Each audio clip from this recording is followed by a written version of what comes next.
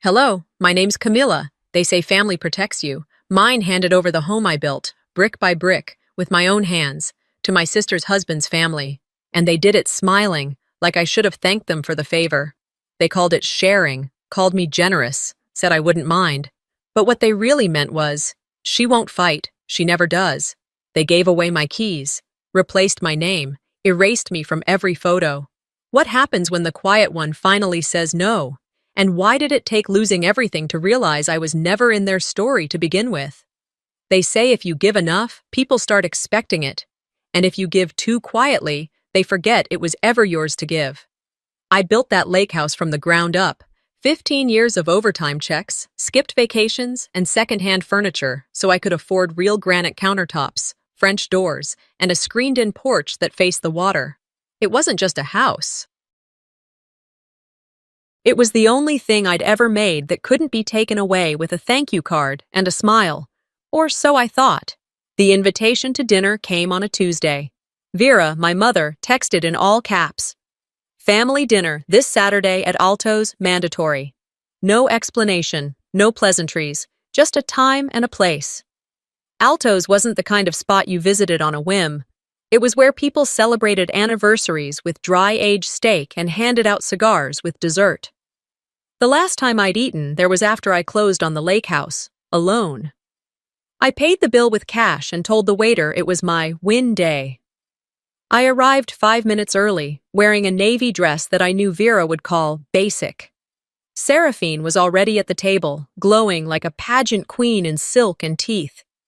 Her husband, Gideon, sat next to her, nodding into his phone, while Vera checked her reflection in a spoon. "Camilla, there you are," she said, like I was late. "We were just talking about you." I smiled. Not because I wanted to, but because that's what I was trained to do.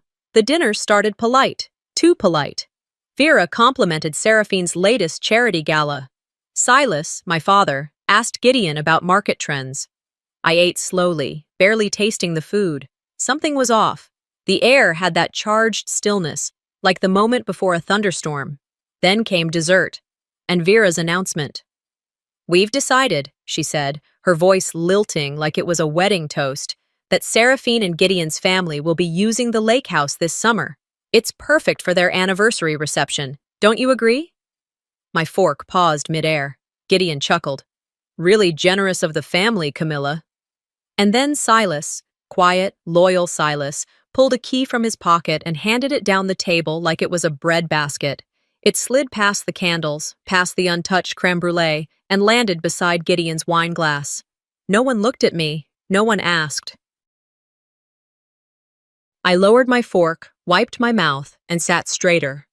The buzz in my ears drowned out the clink of silverware and the murmur of gratitude from Seraphine. My name wasn't mentioned once. Not even a perfunctory, "Thanks to Camilla for making this possible." Just a handoff, like I was dead. After the meal, I lingered behind while the others said goodbyes in the valet line. Vera looped her arm through mine like nothing had happened. I didn't resist. "Wasn't that nice?" she asked. "You're giving away my house," I said quietly. She blinked, unbothered. "Oh, honey, it's not giving, it's sharing. You hardly use it. And it's not like it's just yours." "Yes," I said. "It is." She patted my hand like I was a child with a crayon and no paper. "Camilla, you've always been the practical one. But this is about family, about making an impression. Seraphine's in-laws have connections. This kind of hospitality will matter. You understand." I didn't. "You're the only one without a husband, without kids," she continued. "You don't entertain. What's the point of a lake house sitting empty?" Empty. That word lodged in my chest. I wanted to ask her if my life, then, was also considered empty, if my value was measured in bridal photos and family Christmas cards. Instead, I smiled. That same rehearsed smile I used when Vera spent my college fund on Seraphine's wedding dress and told me I'd never really liked school anyway.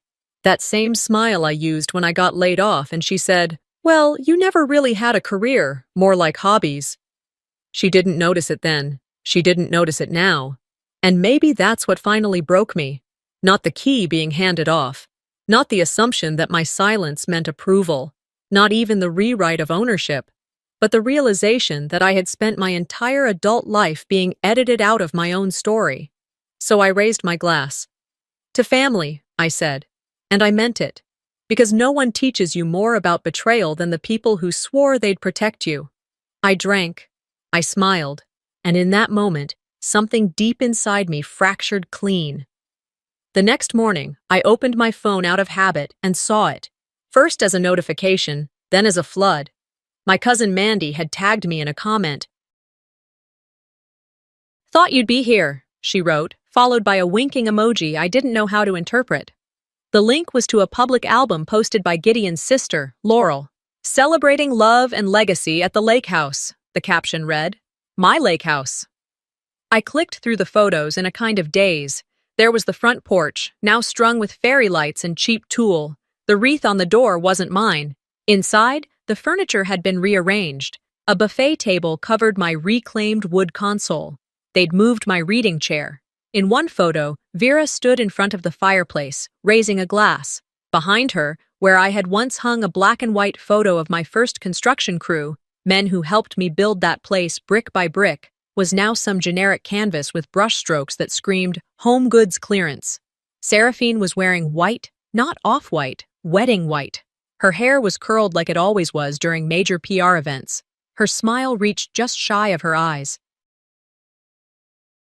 I wasn't in a single photo, not even in the background. There was a group shot of the entire extended family on the back deck, wine glasses held high, Lake Travis gleaming behind them.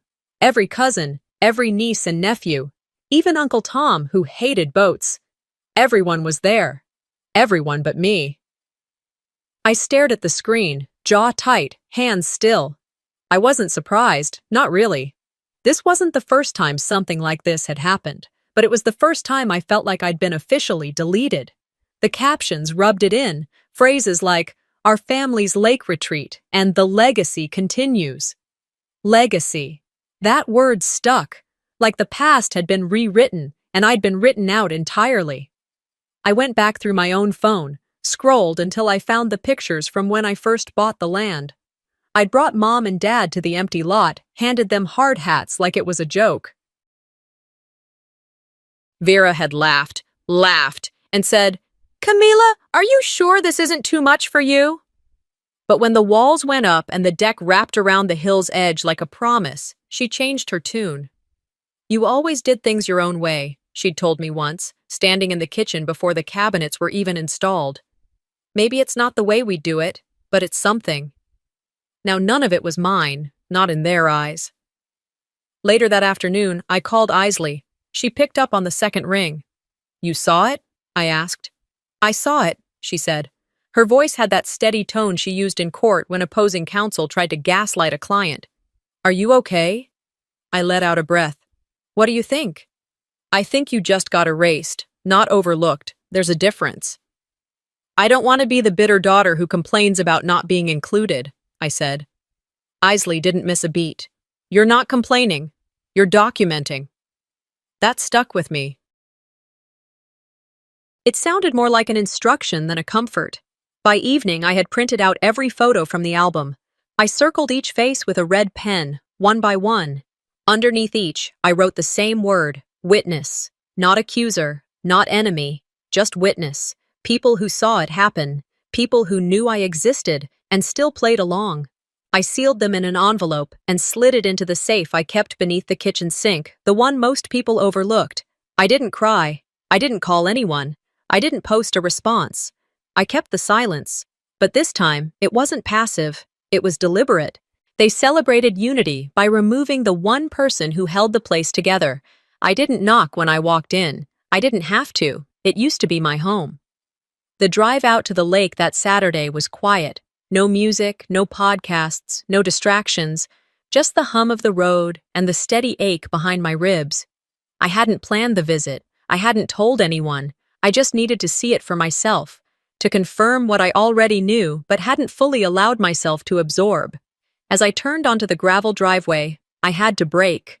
3 unfamiliar cars were parked in a sloppy row, One of them right on the grass I'd spent 2 summers nurturing into something that felt like a lawn.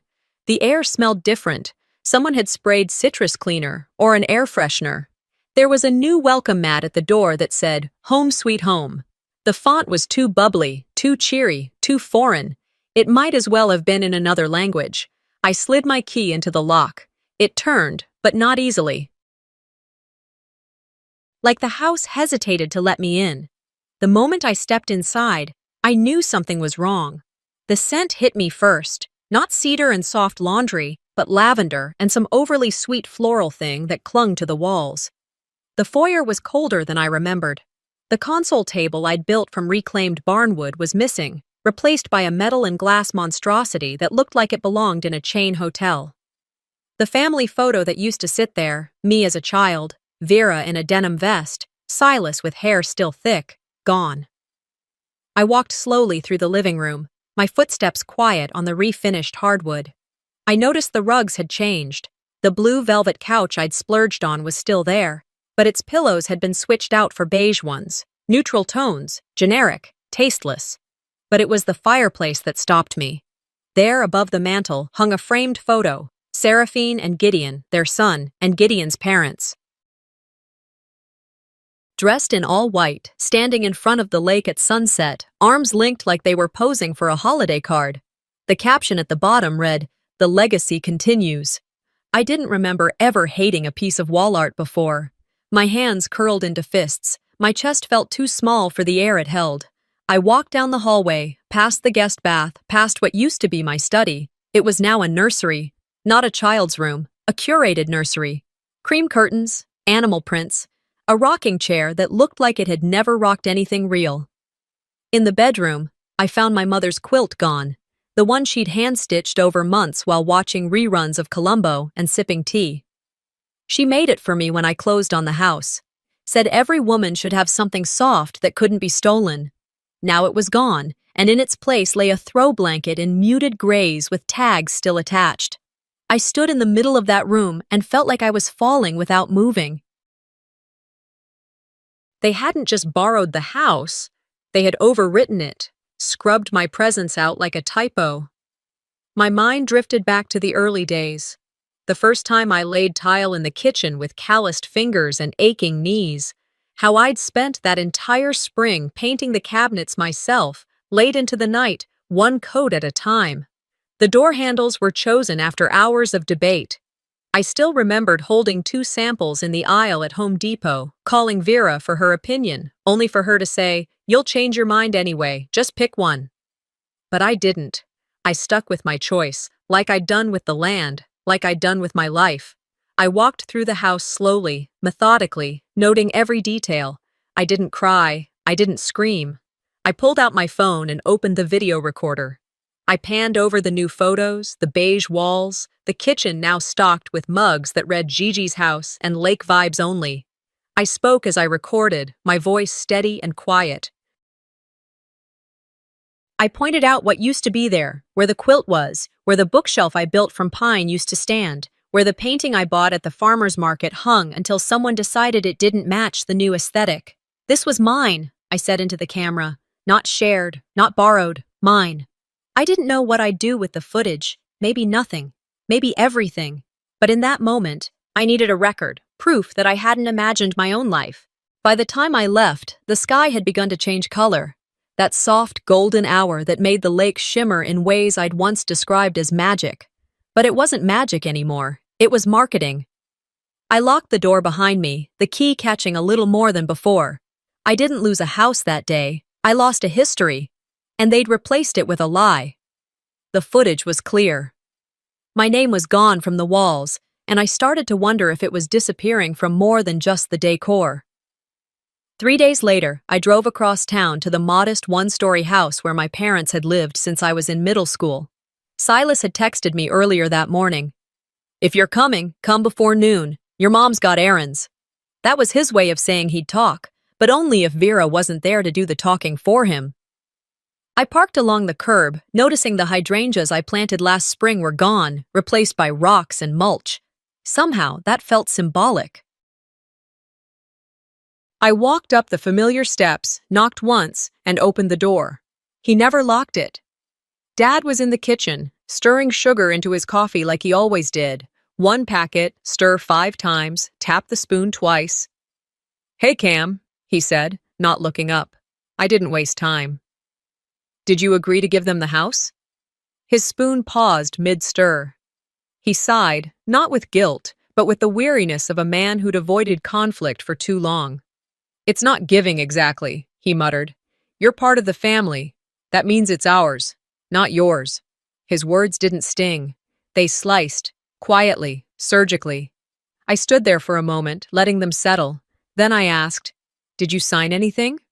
Silas finally looked at me. His eyes were tired, rimmed red. "Nothing formal. Vera's just exploring options, talking to people, that's all." "She's talking like she owns it," I said. "Like I don't." He didn't answer.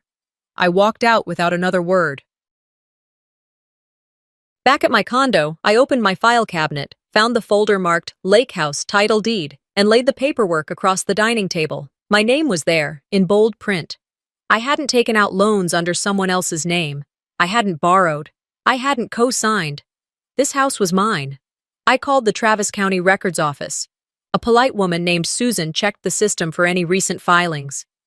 "No change of ownership," she said. "Still under you." But that didn't match what I'd heard from Claire, an old friend of Vera's who had reached out 2 days ago. "Your mother mentioned refinancing," Claire said casually, as if discussing a recipe. "Said they're optimizing the property value." I didn't tell her that there was nothing to optimize unless you owned it. I hung up and called Isley. "You're early," she said, picking up. "I think they're planning something," I said. "Silas is passive, but Vera, she's moving chess pieces." Isley sighed. "Do you want to fight this with anger or with law?" I sat at my kitchen counter, fingers curled around my mug. "With silence, first, then law." "That's the smarter play," she said. "I'll start flagging the deed. If anything moves, we'll know." We spent the next 20 minutes outlining what to track. If Vera attempted to open a home equity line or file a quit-claim deed, Isley's system would flag it. She told me not to worry, but I knew better. After the call, I sat in the quiet and thought about how many times I'd let this kind of thing slide. When Vera used my college fund to throw Seraphine the wedding of her dreams, she told me, "You never liked school anyway." When I came home from work one day to find my childhood bedroom turned into storage for Seraphine's old prom dresses, she said, "We figured you'd be okay with it." Even birthdays, year after year, my name misspelled on cards, or worse, not written at all. I had swallowed every slight like it was a vitamin, something bitter that I convinced myself was good for me. Until now. This wasn't just about a lake house anymore. This was about identity, dignity, boundaries. They'd redrawn the map of the family, and I was being erased from it in soft, manipulative strokes. But they hadn't counted on one thing. I'd stopped being polite. The next time they touched what was mine, I'd be ready, with more than a smile.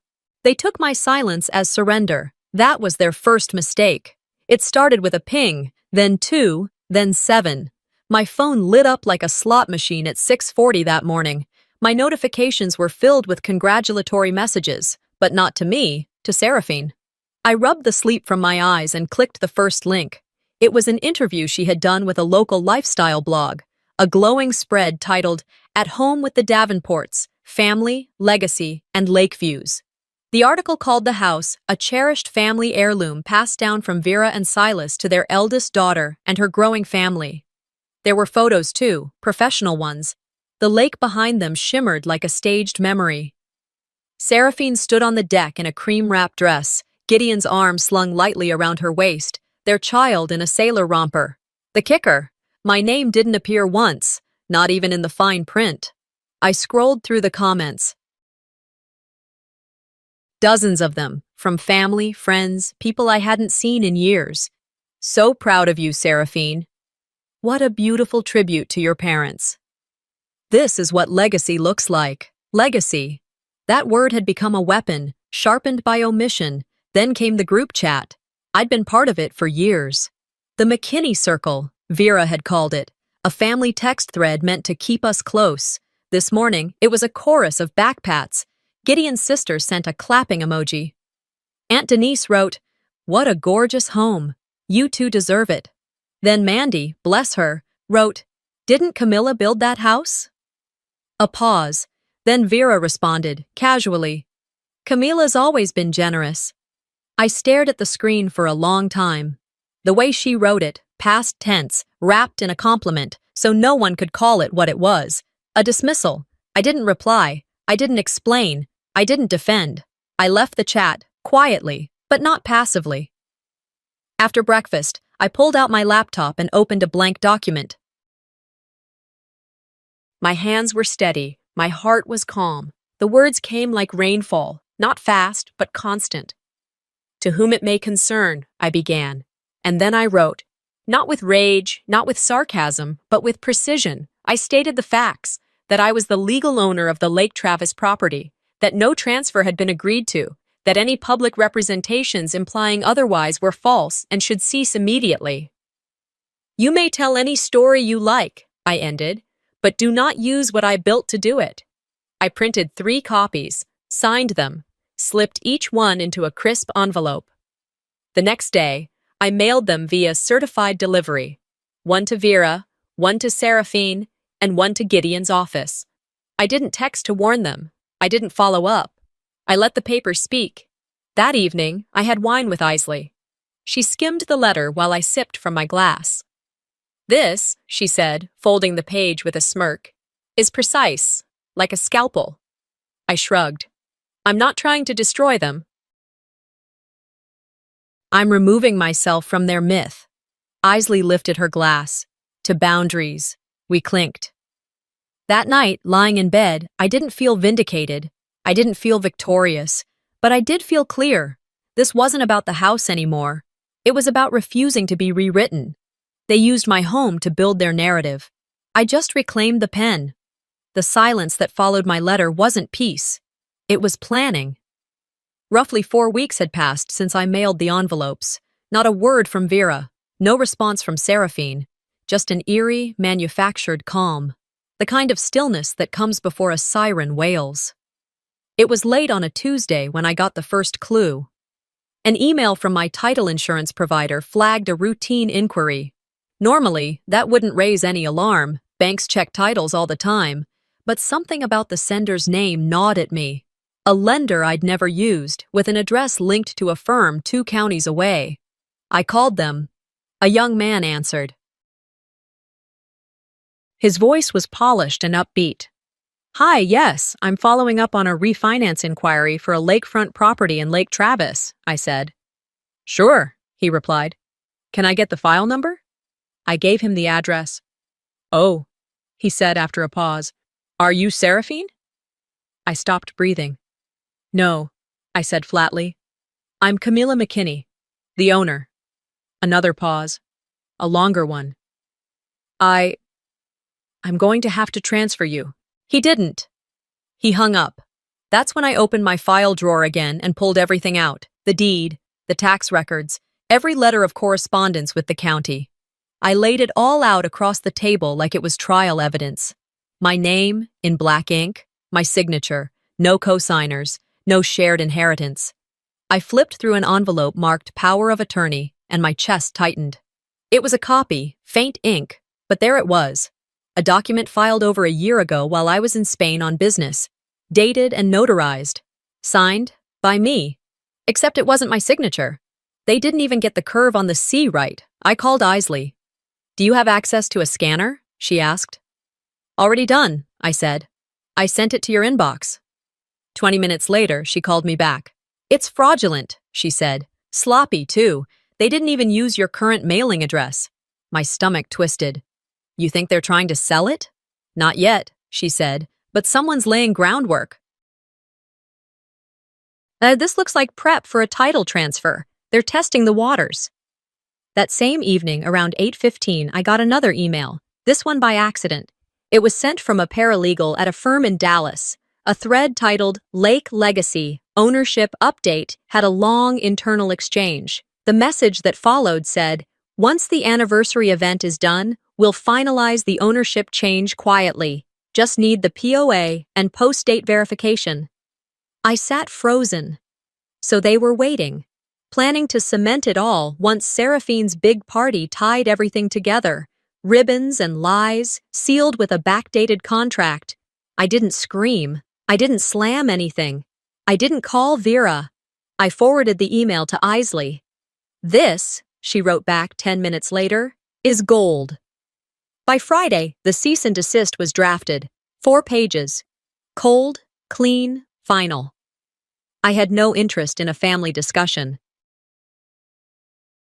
I wasn't going to set up a coffee date to clear the air. I mailed it to Seraphine's house, Vera's address, and the firm in Dallas.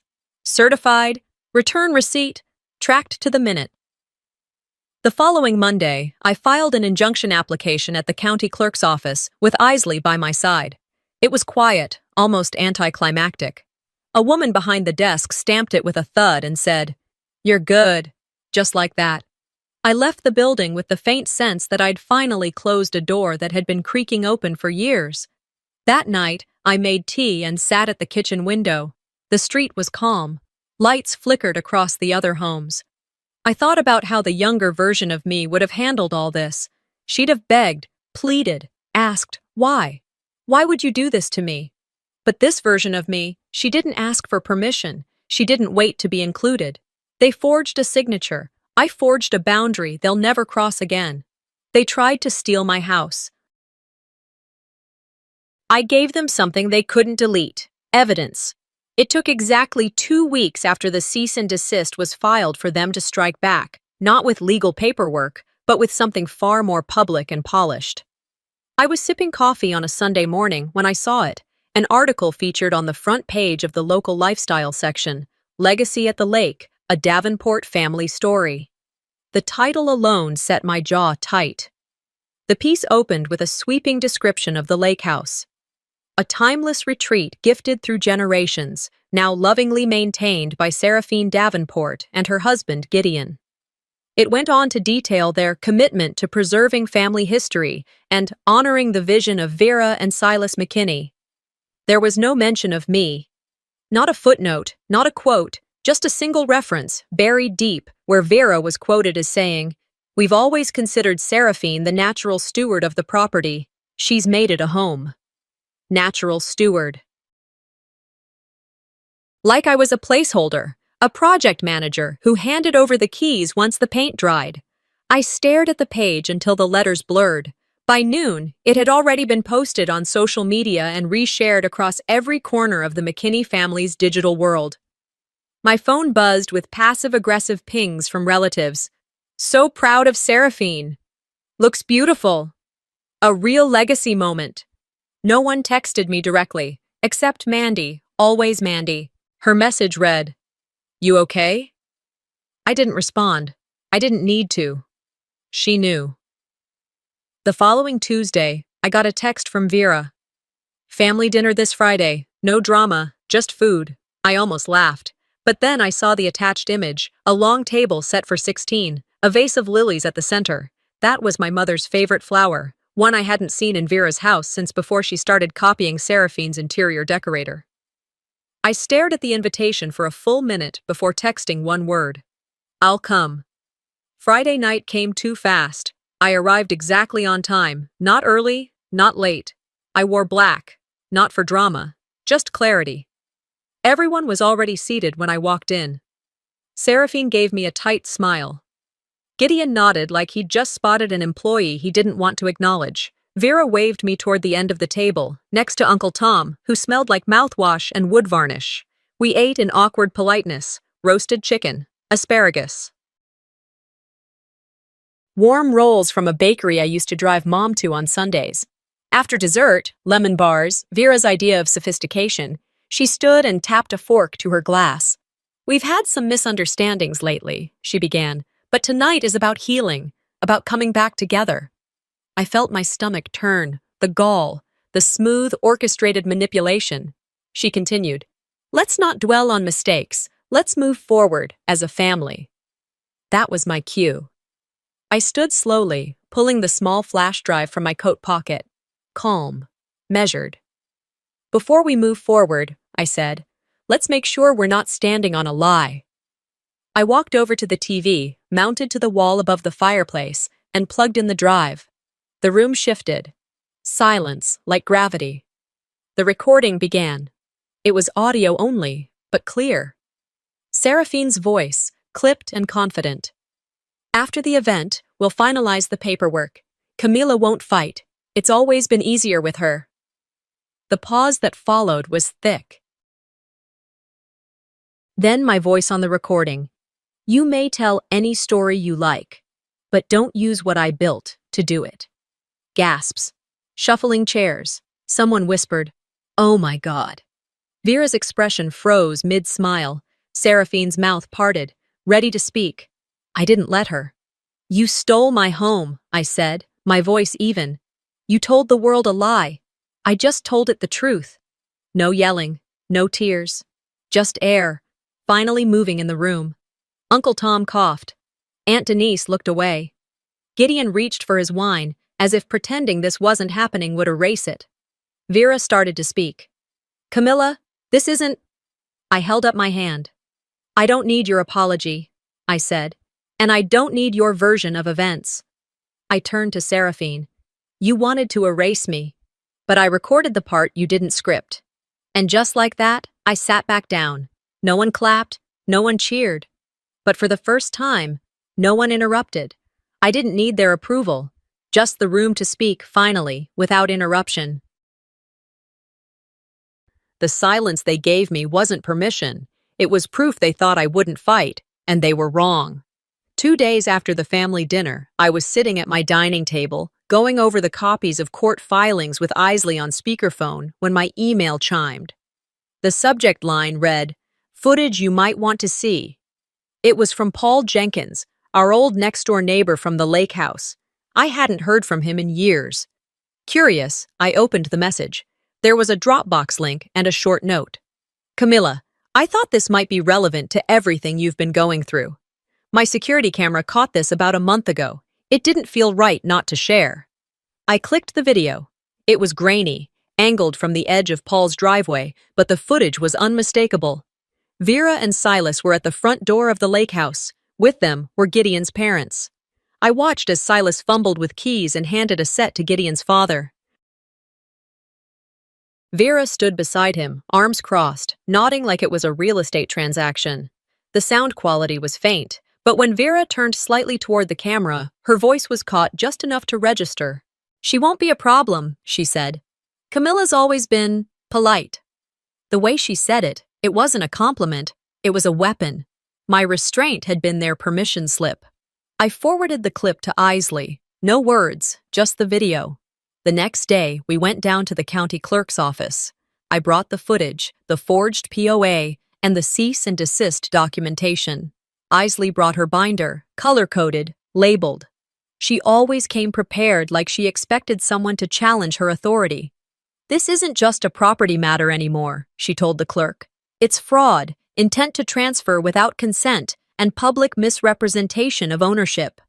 We filed a public reaffirmation of ownership. My name, my deed, my terms.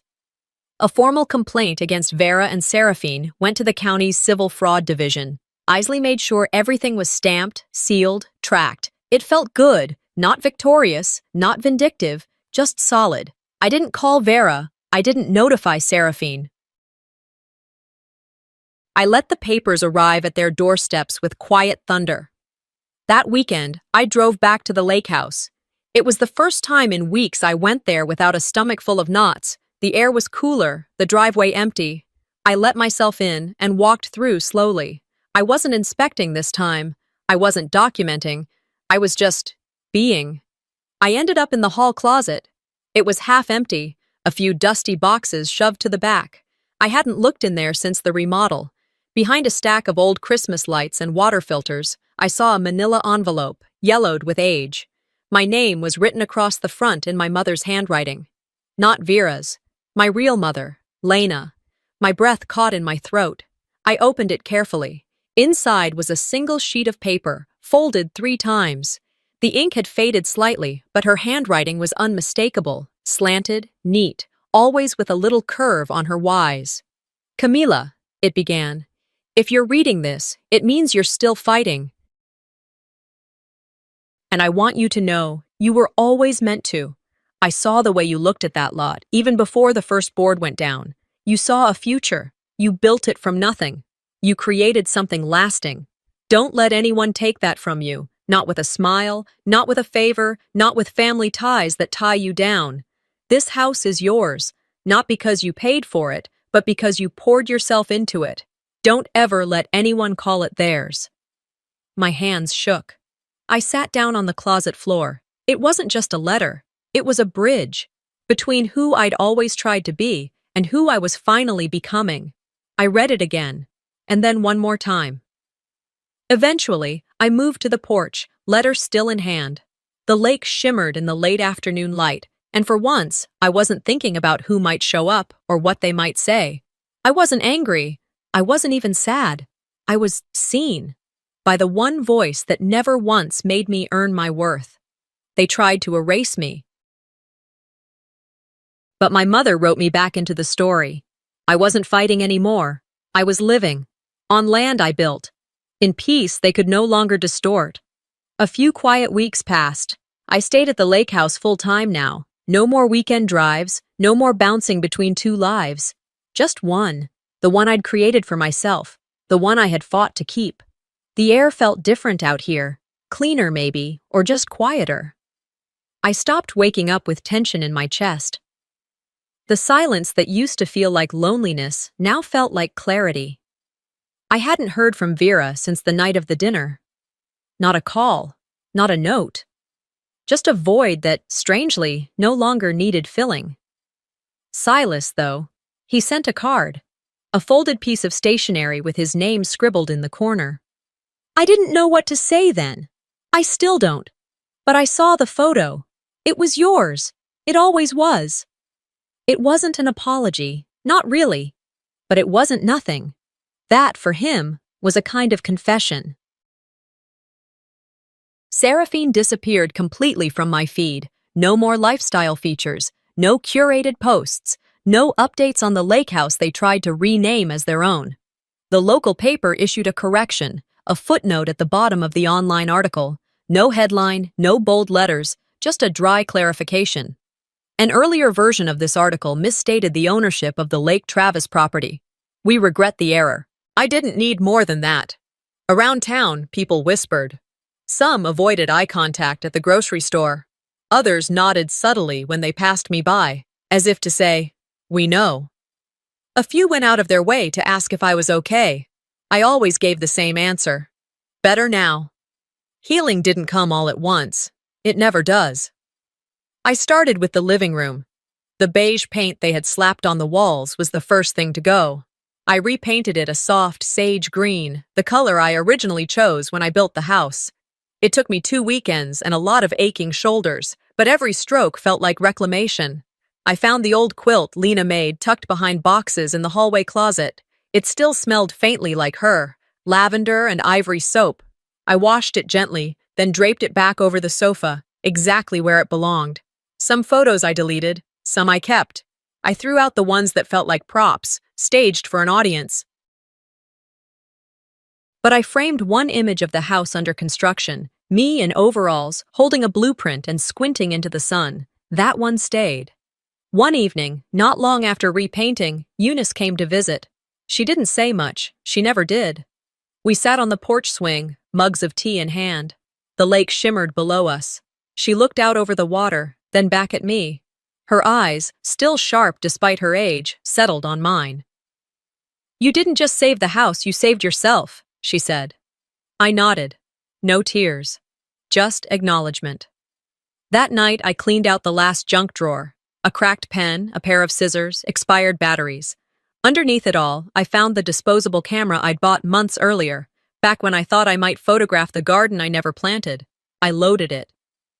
The next day, right before dusk, I walked out to the porch.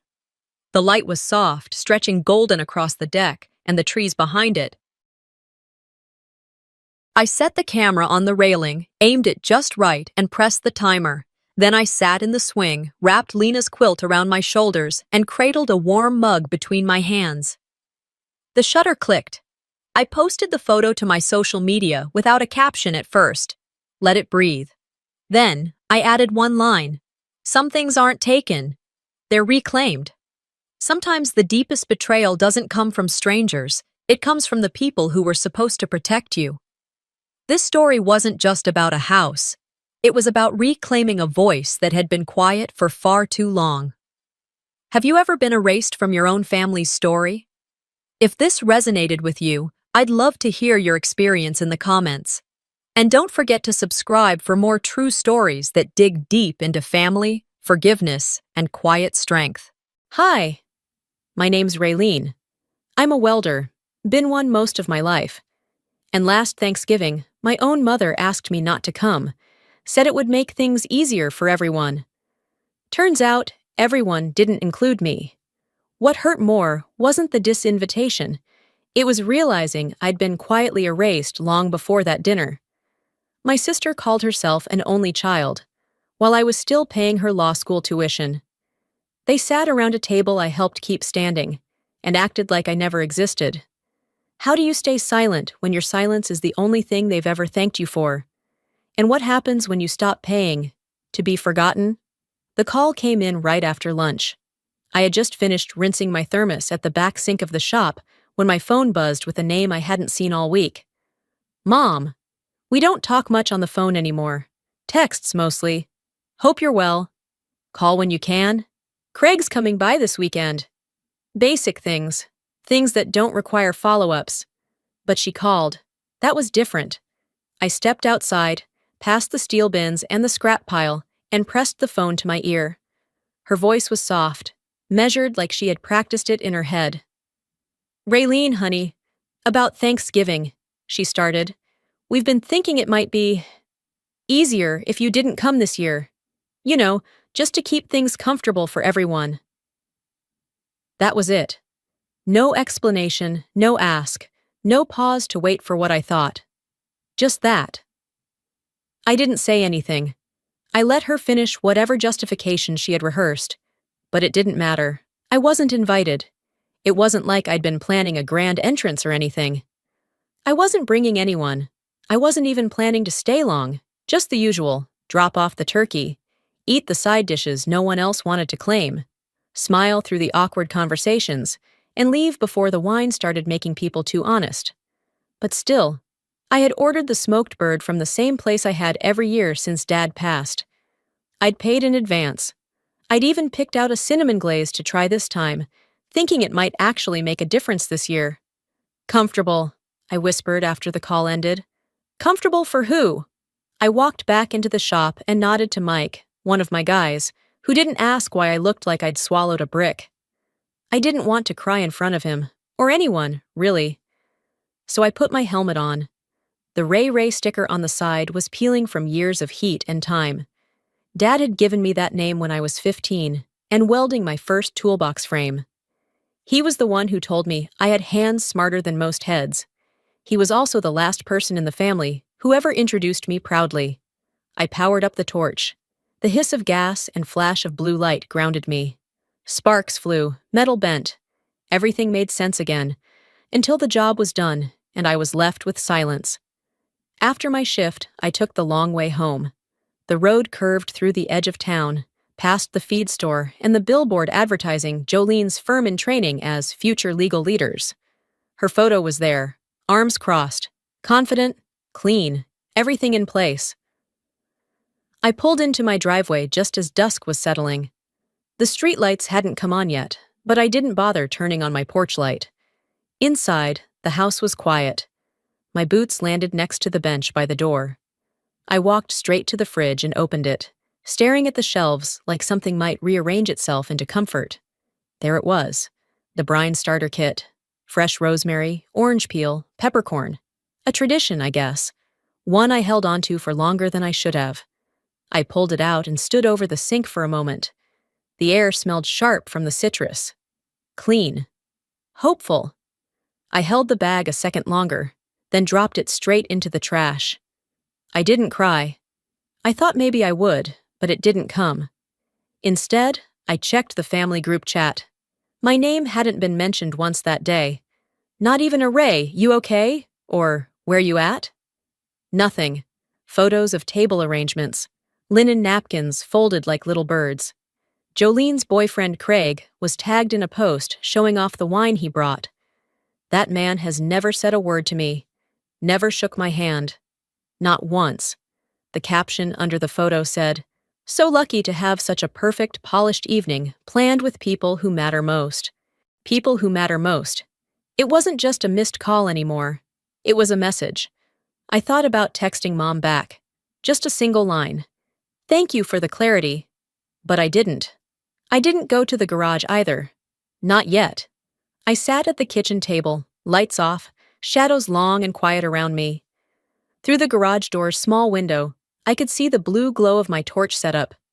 I had a job lined up tomorrow, a gate repair for a family that probably didn't know the first thing about a welding torch, but still paid on time and said thank you. I sat there for a while, hands folded, breathing slow.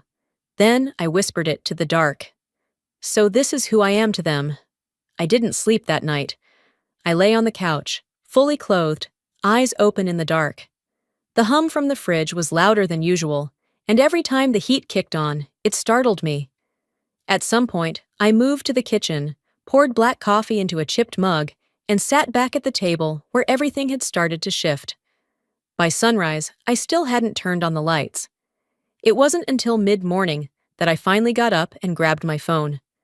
I had 3 missed texts, one from Vera, my cousin on Mom's side. We weren't close, not in a weekly chat way, but she always remembered my birthday and had a habit of noticing what others tried to ignore. Her message was short. "You might want to see this." Attached was a video clip, shaky camera work, background chatter, a living room decorated in gold accents. And there was Jolene, standing next to Craig, holding a wine glass like she belonged in a Pottery Barn catalog. The lighting wasn't flattering, but the sound was clear. Someone off-screen asked, "So you have any siblings?" Jolene laughed. "Technically, yeah, but I'm pretty much an only child." She didn't stutter, didn't blink, just said it like she was stating her Starbucks order. I didn't throw my phone, I didn't scream, I didn't even hit replay.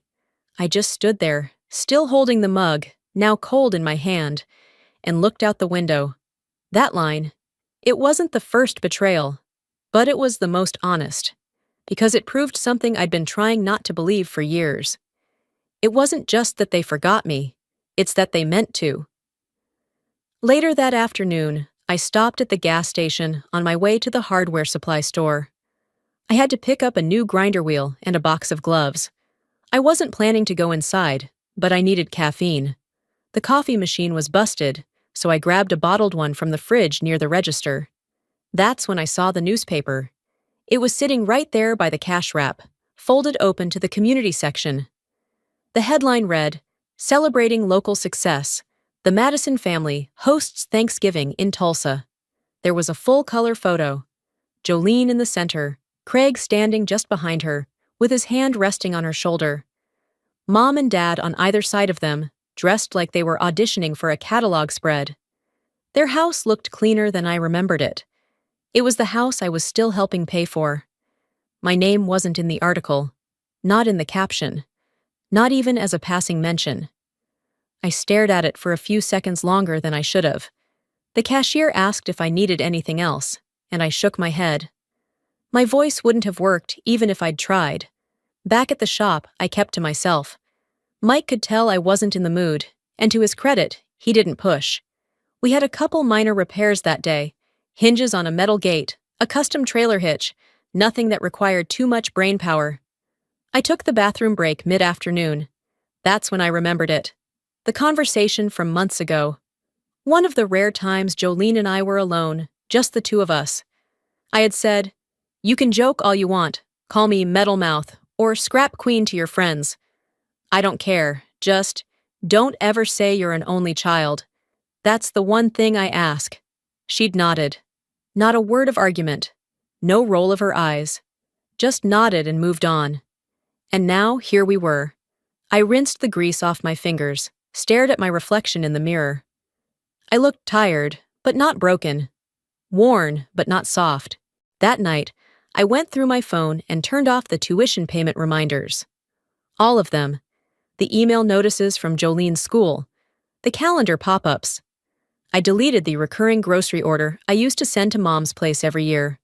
A gesture, I thought, that meant something.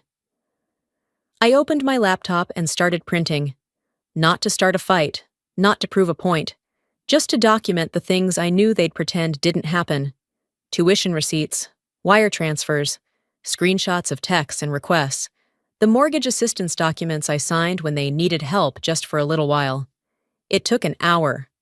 I put everything in a manila folder and labeled it with a Sharpie, in case they forget. Then I opened the family group chat. I scrolled past Jolene's long message about healing through holidays, about gratitude and forgiveness, and, what matters most, is love. She had attached a photo of the dinner setup. Napkin rings, candles, fancy cutlery. Under it, she wrote, "No matter what's happened, we're still family. Let's focus on what unites us." No mention of me. Not once. I didn't respond. I didn't leave a snarky comment. I simply clicked Leave Group. No alert. No fanfare. No one reached out. Not one. The envelope sat on the kitchen table for half an hour before I touched it again. Thick paper, the kind lawyers and banks use. I ran my finger over the words I'd written, for future reference. Not a threat, not a warning, just a reminder for myself, what I had done, what they had asked for, what I had given. I slid it into the fireproof box under the counter and clicked the latch shut. Then I rinsed out my mug, tied my hair back, and headed to the shop. It was the day before Thanksgiving, and the streets were already busier than usual. Trucks making deliveries, people crowding gas stations with coolers and bags of ice. It had rained early in the morning, so the pavement still shimmered in patches where the sun hadn't dried it yet. Inside the shop, Mike and I were finishing up the last 2 jobs before we closed for the long weekend. He worked quietly. I appreciated that. Every now and then, he'd glance at me, like he wanted to ask if I was okay. But he didn't. That kind of silence is its own kind of loyalty. Just before lunch, my phone buzzed. It was an email from Jolene. Subject line, tuition reminder. Message, "Hey, just making sure you've got the next school payment scheduled. It's due by decount, too. Thanks." No greeting, no context, no question about my day, my work, my life. Just, thanks. I scrolled through old emails, 3 years worth. They were all the same, short, directive, unsigned like I was a bank, not a sister. Never once a thank you that wasn't tied to a due date. I closed the inbox and slid my phone face down on the counter. Later that day, back at home, I pulled out the folder with the mortgage statements. The ones from the house. The one they'd be gathering in tomorrow without me. That house was in Jolene's name. That part was true. We'd done it that way because she had better credit, better standing when Dad got sick. But the payments? The upkeep? The property taxes that had almost gotten them evicted 2 years ago? That was all me. I looked at a framed photo by the front door. One from a 4th of July, long ago. Everyone was there. I was there. We looked like a family. Now, the only time my name came up was when a bill was due. I placed the mortgage papers next to the tuition records. And then I remembered something else. After locking up for the night, I stopped by the grocery store for a last-minute supply pickup. In the frozen foods aisle, I spotted my father. Not in person, not literally, but his voice. He was on the phone, walking down another aisle, talking louder than he realized. I moved closer, not meaning to eavesdrop, but unable to stop myself. "I just think we need to be careful," he said. "Raylene's always been, well, sensitive. It's not like she doesn't help, but let's be honest. She's not exactly part of Craig's world." A pause. "I mean, come on. She's a welder. She wouldn't understand." That line, those 5 words, settled in me like iron dropped in water. She wouldn't understand. As if my work made me incapable of grasping anything that wasn't covered in soot or wrapped in steel. As if the cost of being useful was being invisible. I drove home in silence, parked in the back, and didn't bother turning on the porch light again. It didn't feel like mine anyway. Inside, I changed into my old workshop hoodie and pulled out my laptop. I backed up everything, bank records, invoices, loan cosign papers, onto a USB drive. I labeled folders by year. I added date stamps to every screenshot, 17 tuition payments, 48 months of mortgage coverage, several direct deposits to my parents' account labeled for groceries and for taxes. All of it organized, time-stamped, irrefutable. I didn't do it because I was planning to use it. I did it because I finally understood I had to stop pretending it didn't matter. Some families say thank you, some just expect it again. When I finished, I pulled out a clean envelope, placed the USB inside, and sealed it.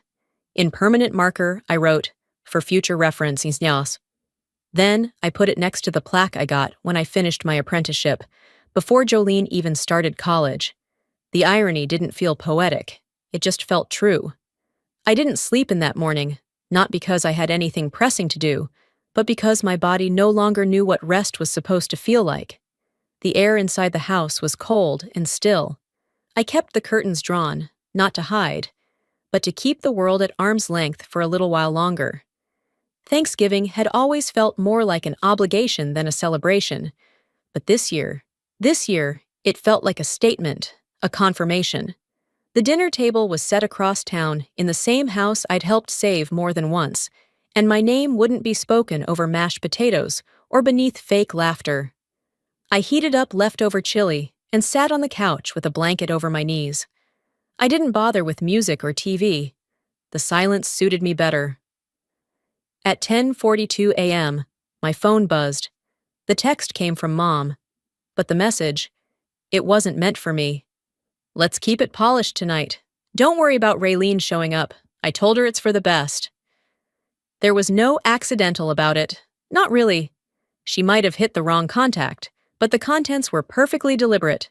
No apology, no softness, just a reassurance that I'd been erased properly.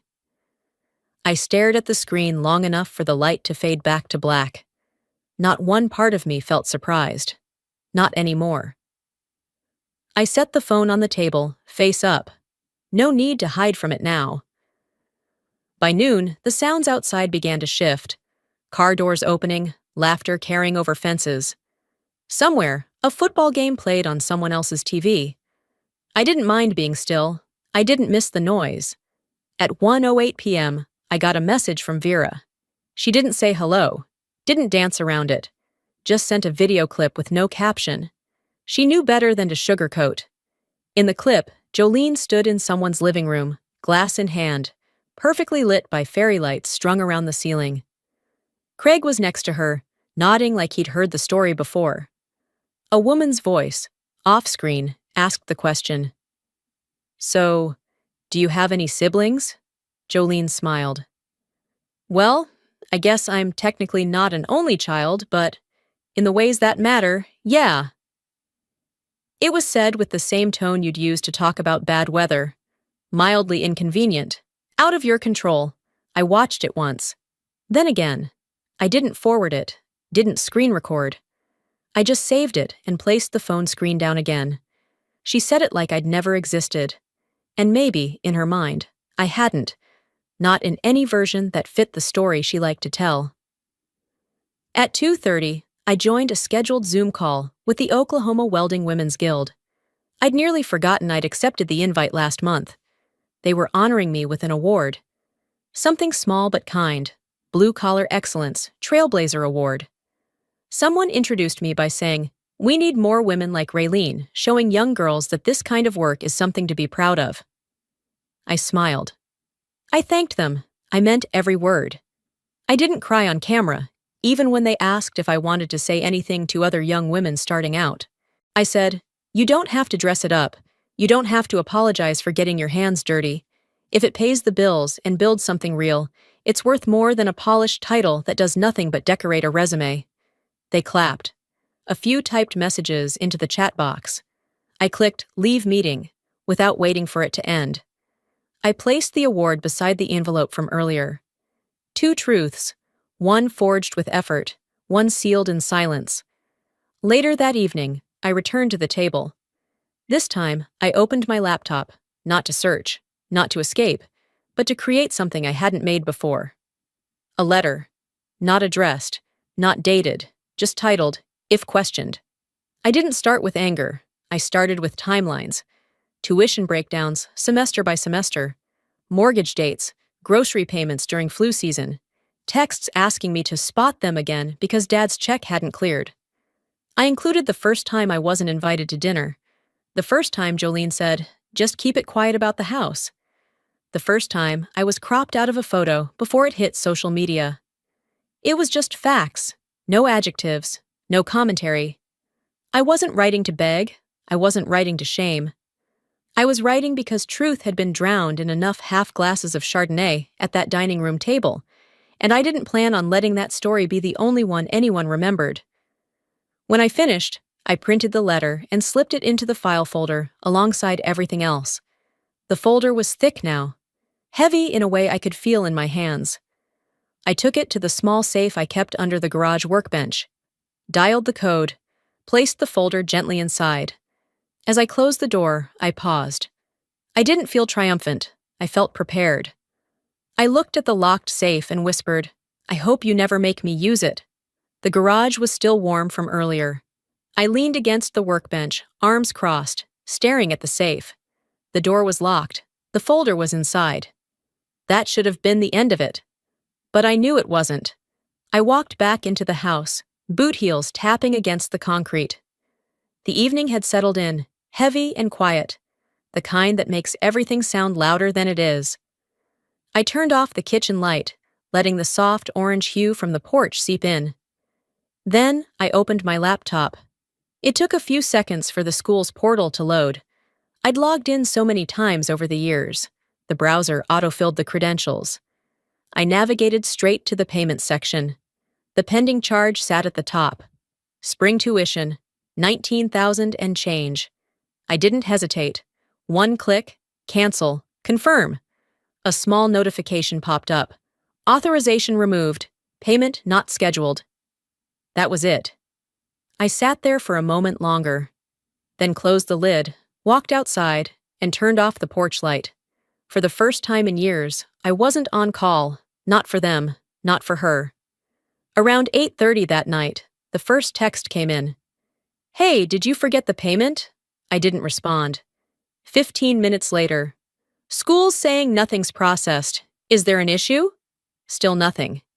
Then, Raylene? I opened the drawer next to the couch and dropped the phone in, screen down. If there was an emergency, it wasn't mine to handle anymore. I poured myself a glass of water. The house was quiet again, no buzzing, no reminders. At 9:52, the phone rang. Landline. Hardly anyone used it anymore, which meant one thing, Mom. I let it go to voicemail. Then she called again. I picked up on the third ring. I don't know what you're doing, she started, voice already raised. But this is going to destroy your sister's future. I didn't say a word. She's counting on that degree. She has deadlines, Raylene, responsibilities. She's already told people she's covered for this semester. Still, I waited. Then came the line that did it. You're going to make the whole family look bad. There it was. Not concern for Jolene. Not a trace of accountability, just fear of exposure. I inhaled, slow and controlled.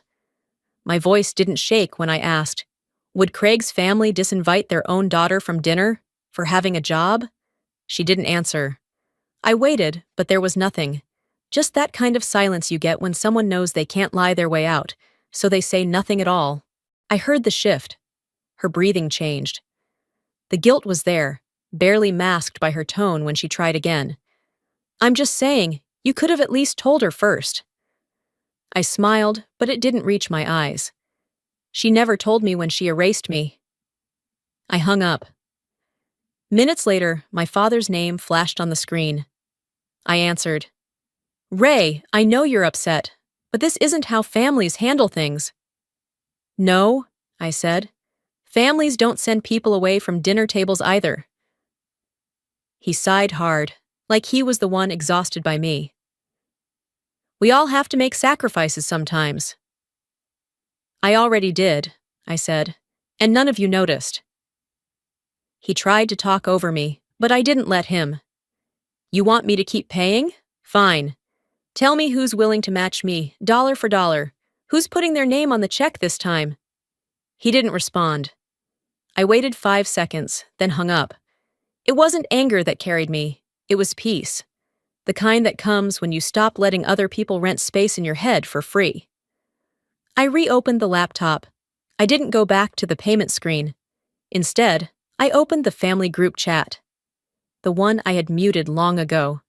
The messages had stacked up. Jolene's texts now read like panic.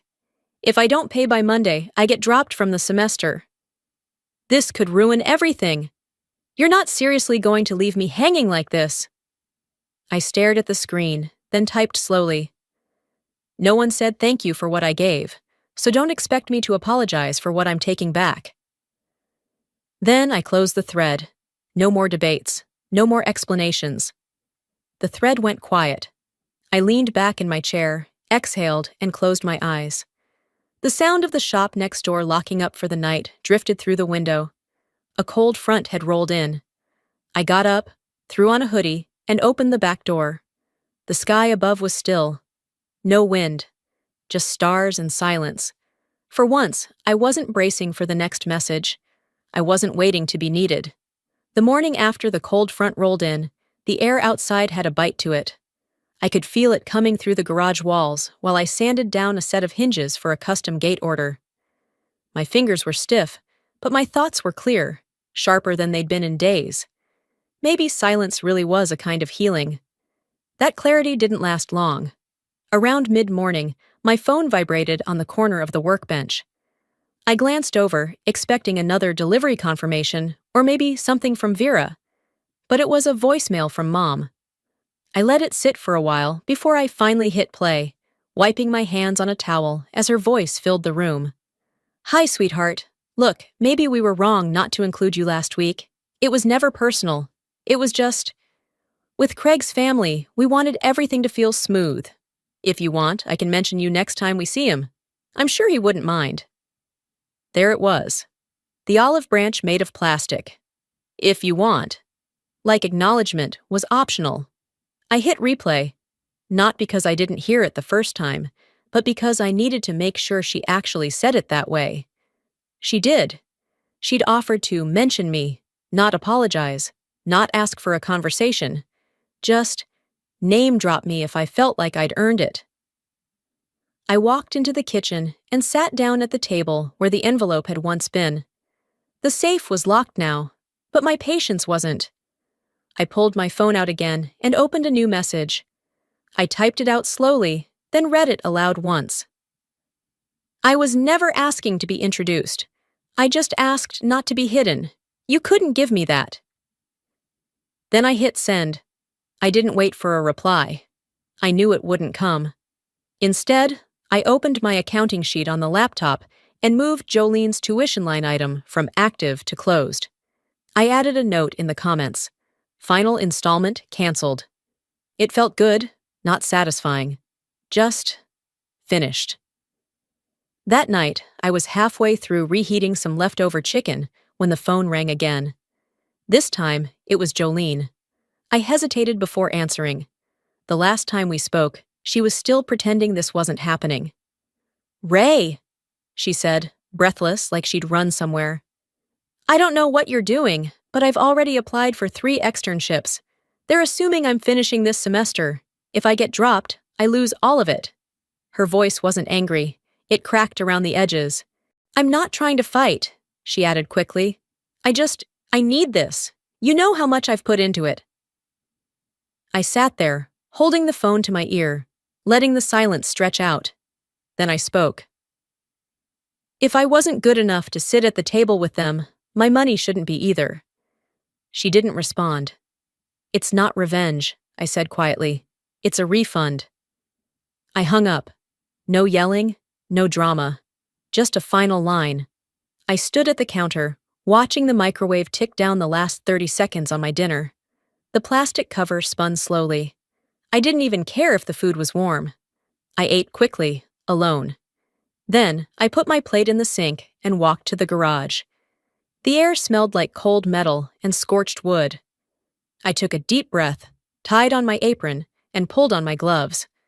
I needed to make something, not to prove a point, just to let my hands do the talking. I grabbed some scrap tubing and a small square of steel. I welded together a table frame, uneven on purpose.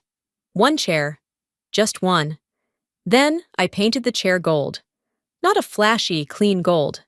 A muted, almost tarnished finish that looked better in low light. And once it dried, I burned it, just enough to crack the surface. I didn't smooth it out. I didn't fix the balance. On the base, I welded 3 words. No seat saved. It wasn't art for them.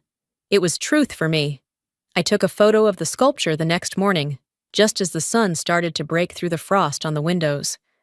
I posted it on my account. No caption, no hashtags, no location. By noon, it had been shared nearly 200 times. People were tagging friends, sharing their own stories in the comments. She built the table. They didn't even give her a chair. This hit me harder than I expected. Some families don't need to be fixed. They need to be left behind. I didn't respond to any of them. But I saw that Jolene had liked the post. That was all the confirmation I needed. She'd seen it. She knew. By Sunday afternoon, the wind had picked up across Tulsa. The sky was a flat gray, the kind that sits on your shoulders like a warning. I just finished cleaning the welding tips and sweeping the garage when Vera called. She never calls. Ever. All she said was, "Check your email." I dried my hands, opened my inbox, and found a subject line waiting for me. Forwarded message. Madison Family Dinner. Attached was a screenshot of an invitation, photos of the floral arrangements, and a long email thread. My sister's careful planning, her tone saccharine, all punctuated with phrases like, "Let's make this flawless," and "Craig's parents are very detail-oriented." Below, it was Vera's message. "They should see the whole picture, don't you think?" There wasn't a question in her voice when we spoke next. It was already decided. By 5 o'clock, an email titled "Family Integrity Full Picture" had hit half a dozen inboxes, with a timed send feature. I didn't ask how she got their addresses. I didn't need to know. Inside that email were PDFs of every tuition payment I'd ever made on Jolene's behalf. Mortgage documentation tied to the house where the dinner was being hosted. Screenshots of texts. The video of Jolene saying she was, functionally, an only child. A link to the welding union's award announcement. No subjectivity, no rant, just truth. The party started just after 6.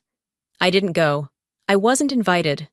But I could picture the whole scene in my mind. Their dining room always felt like a stage. White plates, silver trim, crystal glasses that no one could pronounce correctly. Candles flickering just right. Mom fluttering between rooms like a hostess trying too hard.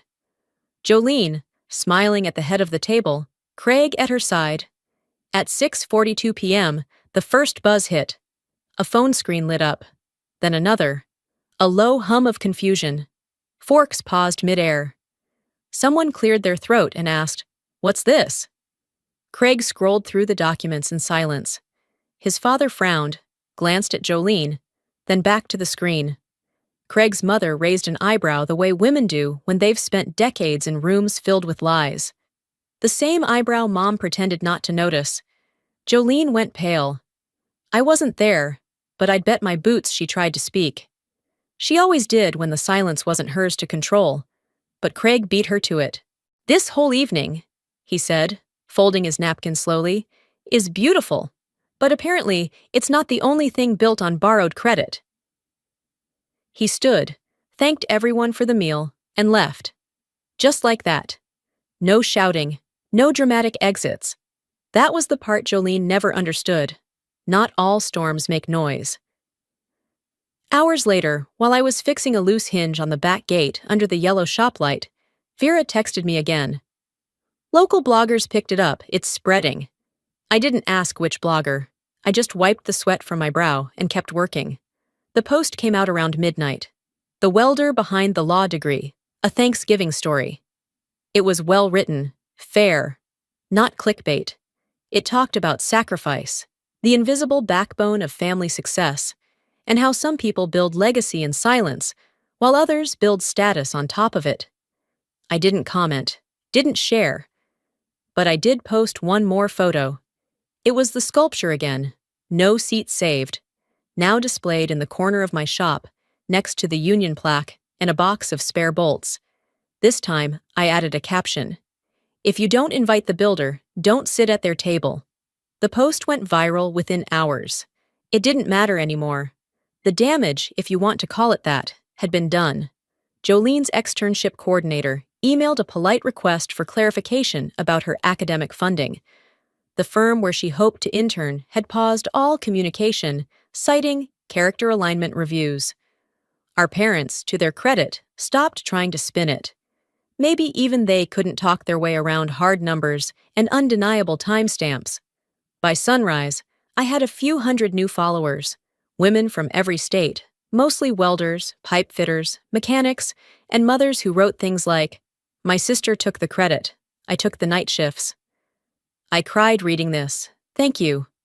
Your story is mine, just with different names. I read them all, every single one. And when the bell above the shop door rang at 9:03 a.m., I didn't have to look up to know who it was. She didn't knock, didn't call ahead. Jolene stood there in yoga pants and an oversized sweater, no makeup, hair pulled into a messy bun that didn't look intentional. She didn't speak right away, but her eyes, those wide, exhausted eyes, were screaming. She didn't say anything at first, just stood in the doorway like a stranger who'd taken a wrong turn. Her face was bare, and for once, it wasn't because she was trying to look effortless. Jolene looked worn down, but it wasn't the kind of tired that comes from work. It was the exhaustion that creeps in when a lie runs out of road. I didn't offer her a seat. I didn't reach for a second mug. She stepped inside anyway, walking toward the bench where I kept scrap metal stacked in neat rows. Then, in one clumsy motion, she dropped a stack of papers onto my work table. They fanned out across the surface, printouts of blog headlines, screenshots, tuition receipts. The last one sat front and center. Oklahoma's quiet backbone, the sister who paid in silence. I didn't need to read them. I'd lived every line. "You destroyed my life," she snapped, voice cracking mid-sentence. "For attention. You always needed to be the one people felt sorry for." I wiped the dust from my hands and set my welding mask down slowly, never breaking eye contact. "You want to talk about attention?" I asked. "You erased me from pictures, holidays, even your stories, then got surprised when people filled in the blanks themselves." "You think this is fair?" she fired back. "You could have just said something. You didn't have to humiliate me." I took a step forward, not to threaten, but to make sure she saw that I wasn't shrinking anymore. "Fair?" I said. "I begged you not to pretend I didn't exist.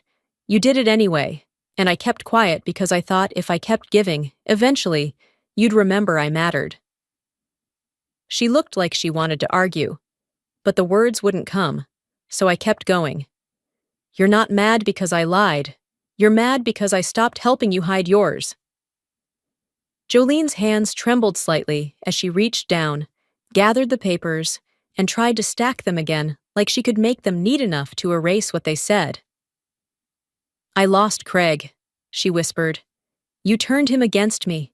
I almost laughed, but I didn't.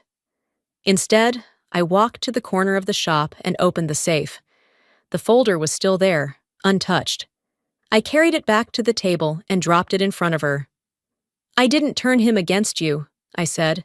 "He just saw what I've seen for years." She stared at the folder, but didn't open it.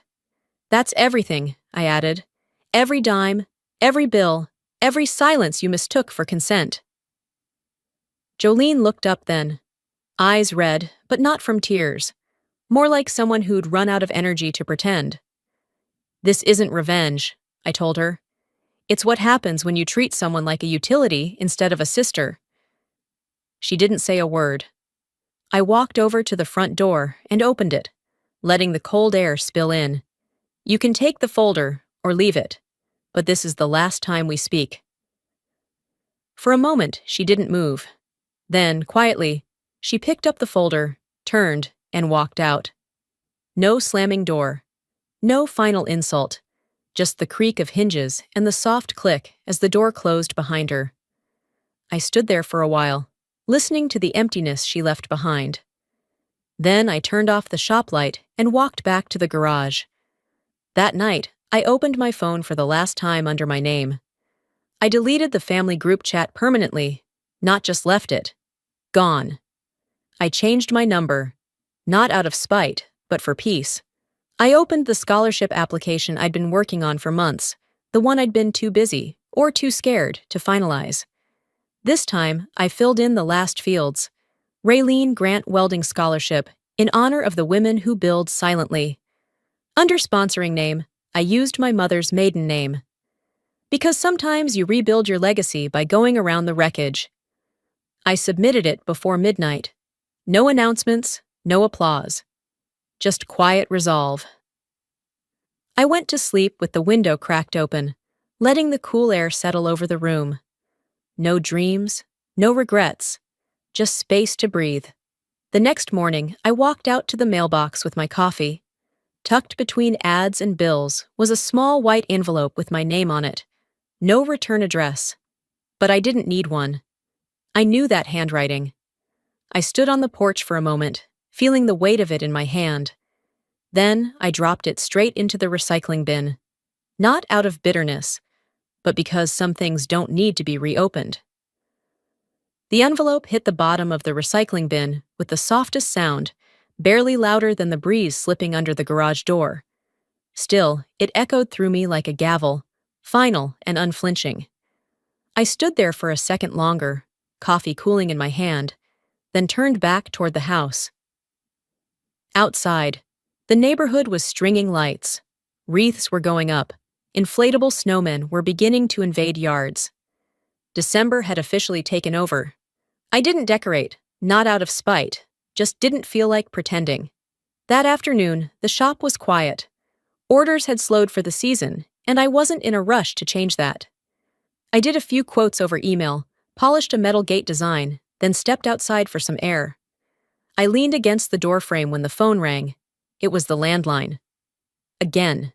I let it ring once. Twice. I almost let it go to voicemail. But something, curiosity maybe, had me pick it up. "Raylene." It was Mom.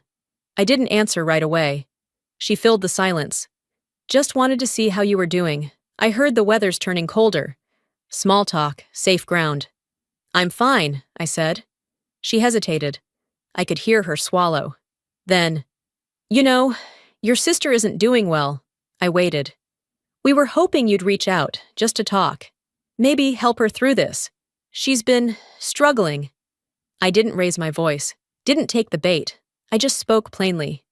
"No one reached out for me when I was the one left out in the cold." Mom was quiet. I think she was holding her breath. I didn't offer more. I didn't owe more. "I hope you're well," she said at last. Click. That was the last time we spoke that year. Later that week, I received an email from the local trade school. One of their instructors had seen the article. They wanted to know if I'd come speak to their senior welding students about my career, my business, and what it meant to be a woman in the trades. I said yes. I expected a small turnout, maybe a few curious eyes, a few half-hearted questions. Instead, I walked into a packed multi-purpose room.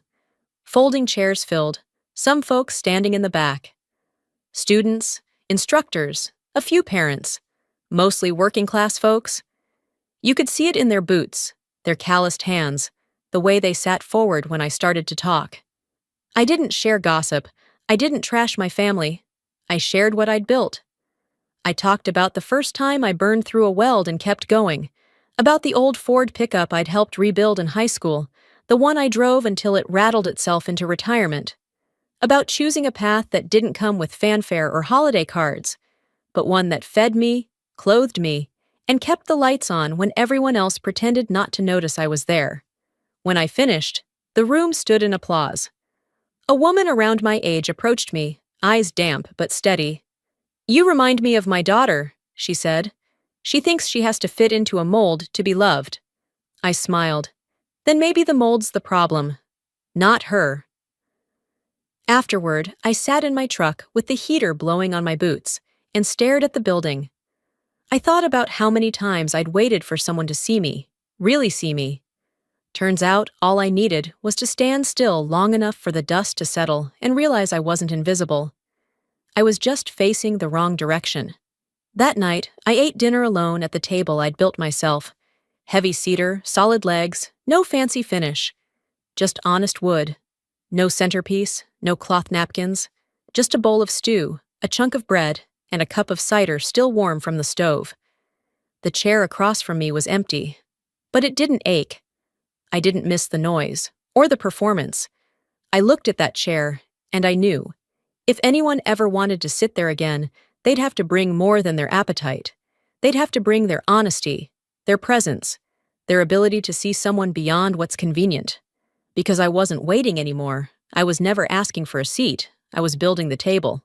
"Hello, my name's Arlena." I drove 8 hours through hail and wind just to surprise my parents on their 50th anniversary. Cake in the back seat, hope in my chest. But when I walked in, they didn't even have my name on the guest list. No room key, no seat, no mention. Just silence, like I'd never existed. What kind of family celebrates without their daughter? And what happens when that daughter finally stops waiting to be welcomed and starts asking why? The wipers scraped across the windshield like nails on glass, each swing barely clearing the heavy mix of rain and sleet coming down in sheets. I'd been driving for nearly 8 hours, through mountain fog and patches of hail that made my hands clench the steering wheel like I was bracing for impact. The silence in the car was louder than the storm itself. I didn't turn on music, didn't call anyone. My phone sat face down on the passenger seat next to a small white box tied with a red ribbon. Inside, a dozen lemon cupcakes I'd stayed up baking last night. My mother used to love lemon. I told myself this time might be different. It was their 50th wedding anniversary. A milestone. I'd booked a room at a nearby inn, bought a soft cardigan my mother once gave me, and folded it neatly in my overnight bag. Maybe, just maybe, they'd see I still tried. Maybe I'd walk in, dripping wet and unexpected, and my father would smile like he used to, motion me over with a big laugh. Maybe my mother's eyes would light up and she'd say, "You always did have the worst timing, but come here." I clung to that fantasy as I passed the "Welcome to Santa Barbara" sign just before sunset, the sky bleeding gray over the coastline. I pulled up a block away from the house, a Spanish-style villa on the bluff overlooking the Pacific. The same house I'd once called home. Cars lined the street. The glow of warm lights poured from the windows, flickering against the storm like nothing could touch them. Laughter, music. Someone clinked a glass inside. I parked behind a dark SUV and killed the engine. The rain drummed harder now. I grabbed the cupcake box in my coat, slipped the key into my purse, and stepped out. The cold was immediate and sharp. My heels clicked against the wet pavement as I crossed the street. Hair sticking to my cheeks. Water slipping past my collar. My fingers tightened around the box, like it was the only thing keeping me upright. The closer I got, the more I noticed the little details. Tulips in the flower beds, party lights strung over the archway, a valet checking umbrellas. I stood at the door, heart racing. I rang the bell. A young woman answered, mid-20s maybe, wearing a headset and holding a clipboard. The kind of cool efficiency that made you feel like an interruption. "Can I help you?" she asked. "I'm Arlena," I said, my voice tight. "I'm here for the anniversary party." She glanced at her clipboard, flipped a few pages, looked up. "Last name?" "Vexley." Her eyes flickered with something, discomfort maybe? She looked again, then back at me. "I'm sorry, I don't have you listed on the guest registry." My smile froze. "I'm their daughter." She blinked. "Oh, hang on. Let me check with someone inside." She stepped away before I could say another word. I stood there, cupcakes slowly soaking through their box, coat clinging to my spine. The air felt thinner than it had before. Through the door's narrow window, I saw Lorana, my older sister, grinning under the chandeliers. Her husband Benton poured champagne into a line of flutes. Their daughter twirled in a velvet dress like she was the guest of honor. No one looked toward the door. Minutes passed. The planner didn't return. No one did. The music swelled. I heard someone tap a fork against glass, a toast rising up over the crowd. I shifted my weight, the water seeping down into my boots. My name wasn't missed. My presence wasn't expected. It had been removed. The last time something like this happened, years ago at my niece's recital, I told myself it was a mistake, a miscommunication. But this? This was deliberate. I backed off the porch. The cupcakes were ruined. My hair was ruined. But that wasn't what stung. It was the look in that woman's eyes when she didn't recognize me. It was the way the house where I learned to walk, where I nursed my first heartbreak, where I once sang Happy Anniversary with frosting on my chin, stood so tall, so warm, and yet made no space for me. I didn't walk back to the car. Not yet. Instead, I stepped to the side, out of sight, but still in the rain, and looked back at the house. I needed to see who else walked in. Who else had a seat at the table I helped set, year after year. I needed to know how far this went. So I stopped waiting to be seen, and started watching what they didn't want me to know. From the edge of the driveway, I lingered long enough to spot the people arriving. Names I recognized from my childhood, neighbors from years ago, distant relatives I hadn't seen since I still wore braces. I watched them walk past the entry with hugs and warm welcomes. Champagne flutes passed to them like admission tickets. But no one came out for me. I wasn't even a forgotten coat left behind in the rain. I was a decision.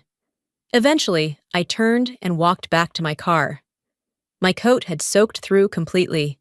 The cupcake box had collapsed inward, lemon frosting smeared along the lid. I set it gently on the passenger seat, like it still meant something. By the time I reached the inn I had reserved for the weekend, this lovely Art Deco-style place with striped awnings and potted palms, I was already rehearsing how I'd phrase my check-in, pretending I wasn't dripping or emotionally unraveling. "Reservation for Arlena Vexley," I said, voice steadier than expected. The woman behind the counter typed something in. Then she paused, blinked, and looked at me with that same slight stiffness I'd come to recognize. Polite confusion. "I'm sorry," she said. "Your booking was canceled 3 days ago." I frowned. "That can't be right. I booked it 2 months ago through the app." She turned her screen slightly toward me. "It was canceled under your father's account. There's a note here about reallocation for family coordination." My jaw locked. I hadn't used his account in years. The only reason he would have still had access to my itinerary is if someone gave it to him. Someone like Lorana. "Do you have any other rooms?" I asked, even though I already knew the answer. "There's a medical tech conference in town," she said gently. "I'm afraid we're fully booked." I stepped outside again. It had stopped raining, but my body couldn't tell the difference. I sat behind the wheel for what felt like an hour, trying to will away the sting behind my eyes. Then I reached for my phone and called Sophie, my college roommate, the one person who never made me feel like a burden. "Girl, are you serious?" she said when I explained. "You drove all the way here and they didn't even list you? Get over here right now. I got a pull-out couch and leftover pad thai." I drove the 40 minutes in silence. Her neighborhood was nestled in the hills, the kind where everyone parked halfway on the curb and porch lights stayed on year-round. Sophie greeted me barefoot in flannel pants, gave me a hug that cracked my spine, and didn't ask a single unnecessary question.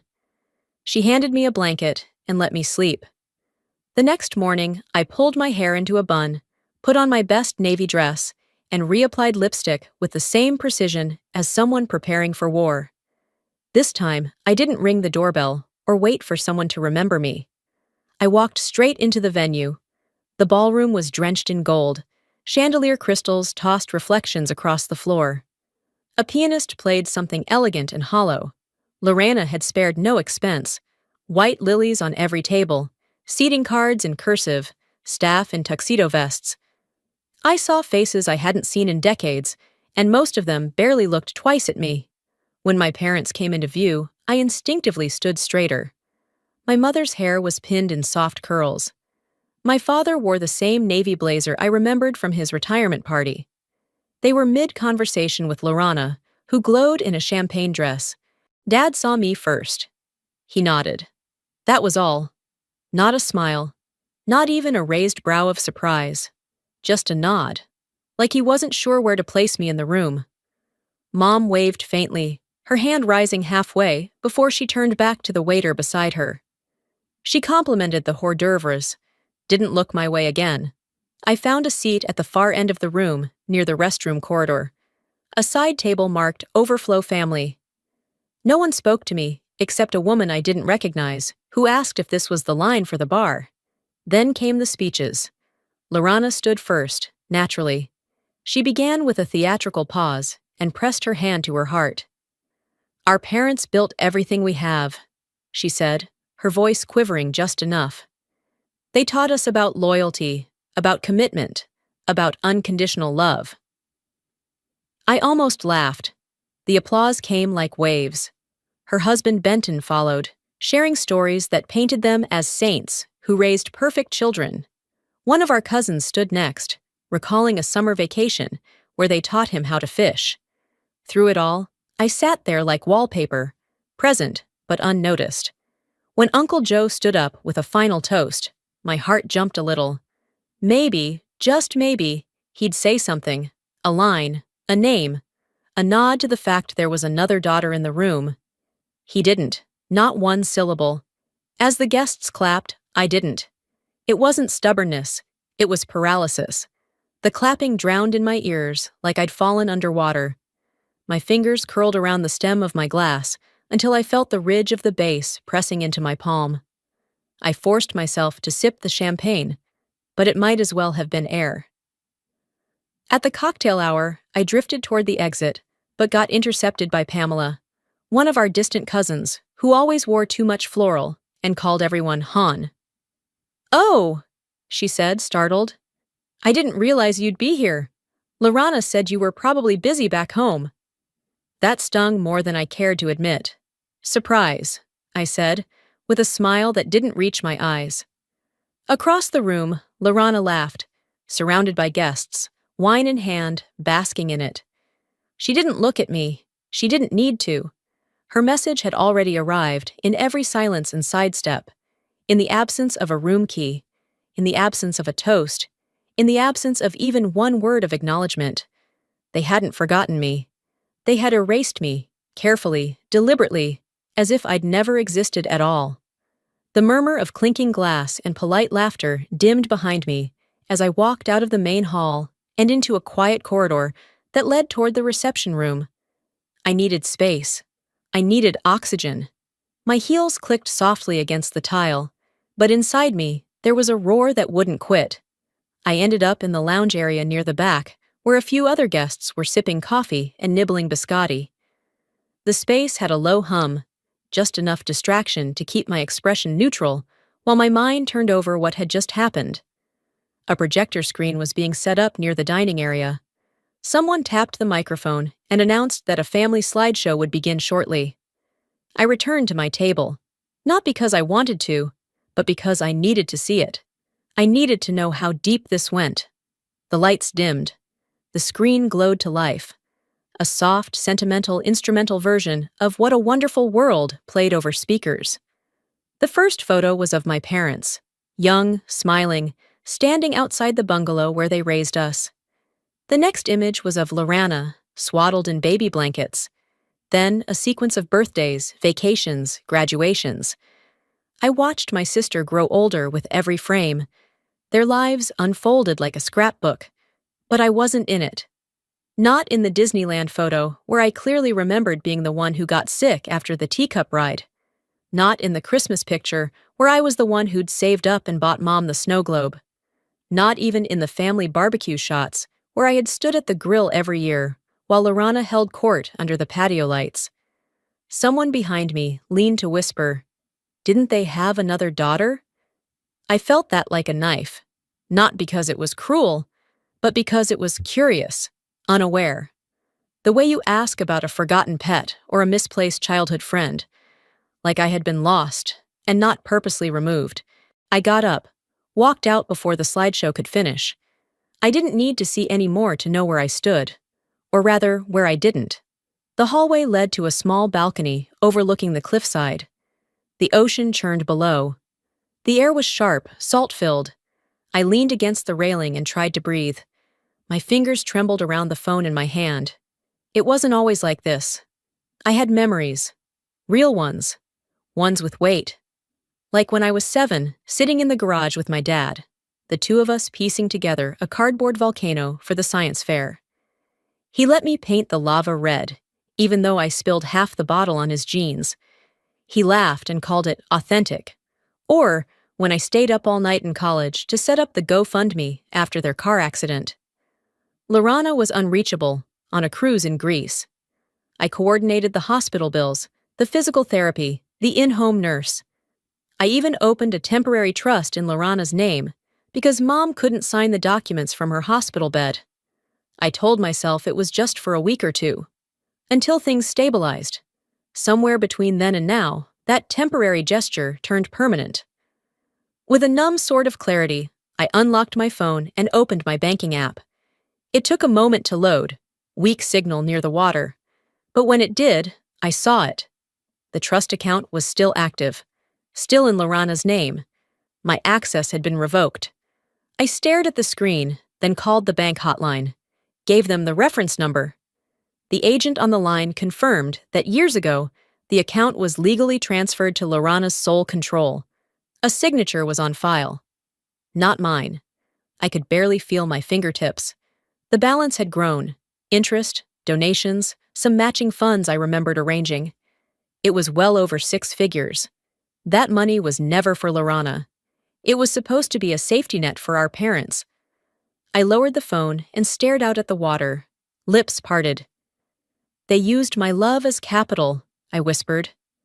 Not to anyone in particular, just to the wind, or maybe to the girl I used to be. When I walked back inside, the lights had come up again. The slideshow was finishing. I arrived just in time to catch the final image splashed across the giant screen. A family photo. The words, "Our Legacy," written in gold script across the top.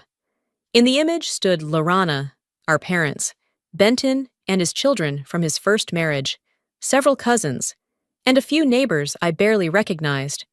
I wasn't in the photo. Not even my name was listed. People clapped like it was some grand finale. Someone dabbed at their eyes with a napkin. Another raised a glass. I stood still. They didn't forget me, I thought. They rewrote me out. And I let them. I let them because I kept telling myself it was temporary, that maybe next time would be different, that I didn't want to cause a scene, that love meant letting things go. But this wasn't forgetfulness. It was precision. It was erasure. That night, I didn't cry. I sat in Sophie's guest room, laptop balanced on my knees, and began gathering everything I had. Screenshots of donations, email receipts, banking statements, notarized forms, old voicemails. Every pixel, every file, every breadcrumb I'd left behind while they built their version of the story without me. I took it back. I wasn't mourning anymore. I was archiving. Once the last document printed and my laptop dimmed itself to sleep, I sat in the quiet of Sophie's guest room and listened, to the tick of the wall clock, to the faint hum of traffic outside. I'd come here with frosting in my hair and hope in my chest. I was leaving with files, receipts, and something sharper than bitterness. Clarity. The following evening marked the second half of the celebration. Formal speeches, toasts, and those long-winded anecdotes that only matter to the people who love to hear themselves speak. I arrived in a navy silk dress, hairpinned, face unreadable. Sophie offered to come with me, but I told her no. I needed to do this alone. Inside, the ballroom had changed. Tables were rearranged, lights slightly dimmer, and the wine was flowing faster than yesterday. The air buzzed with practiced elegance. I slid into a corner chair without a word. I didn't need a spotlight to know exactly what I was looking for. Lorana stood up near the podium again, champagne flute lifted high, her smile rehearsed. "We're so thankful to each of you," she said. "This night wouldn't be possible without the generosity and love that built this family. It was all worth it, even if I had to pull from our own savings to make it happen." Applause erupted. A few guests even gave a standing ovation. I didn't move. My hand gripped the base of my wineglass hard enough to leave an imprint. Her savings? That trust wasn't hers. That account existed because I built it from scratch, brick by brick, out of worry, out of love, out of the kind of loyalty that once kept me quiet.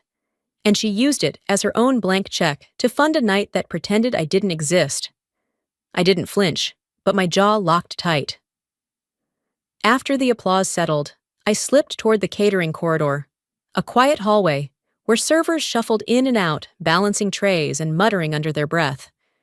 Lorana followed soon after, clearly heading toward the restroom. She didn't notice me until I spoke. "Did you just use my money to buy your moment?" She turned, caught off guard for a split second before regaining her composure. "I don't know what you're talking about." "Don't play stupid, Lorana.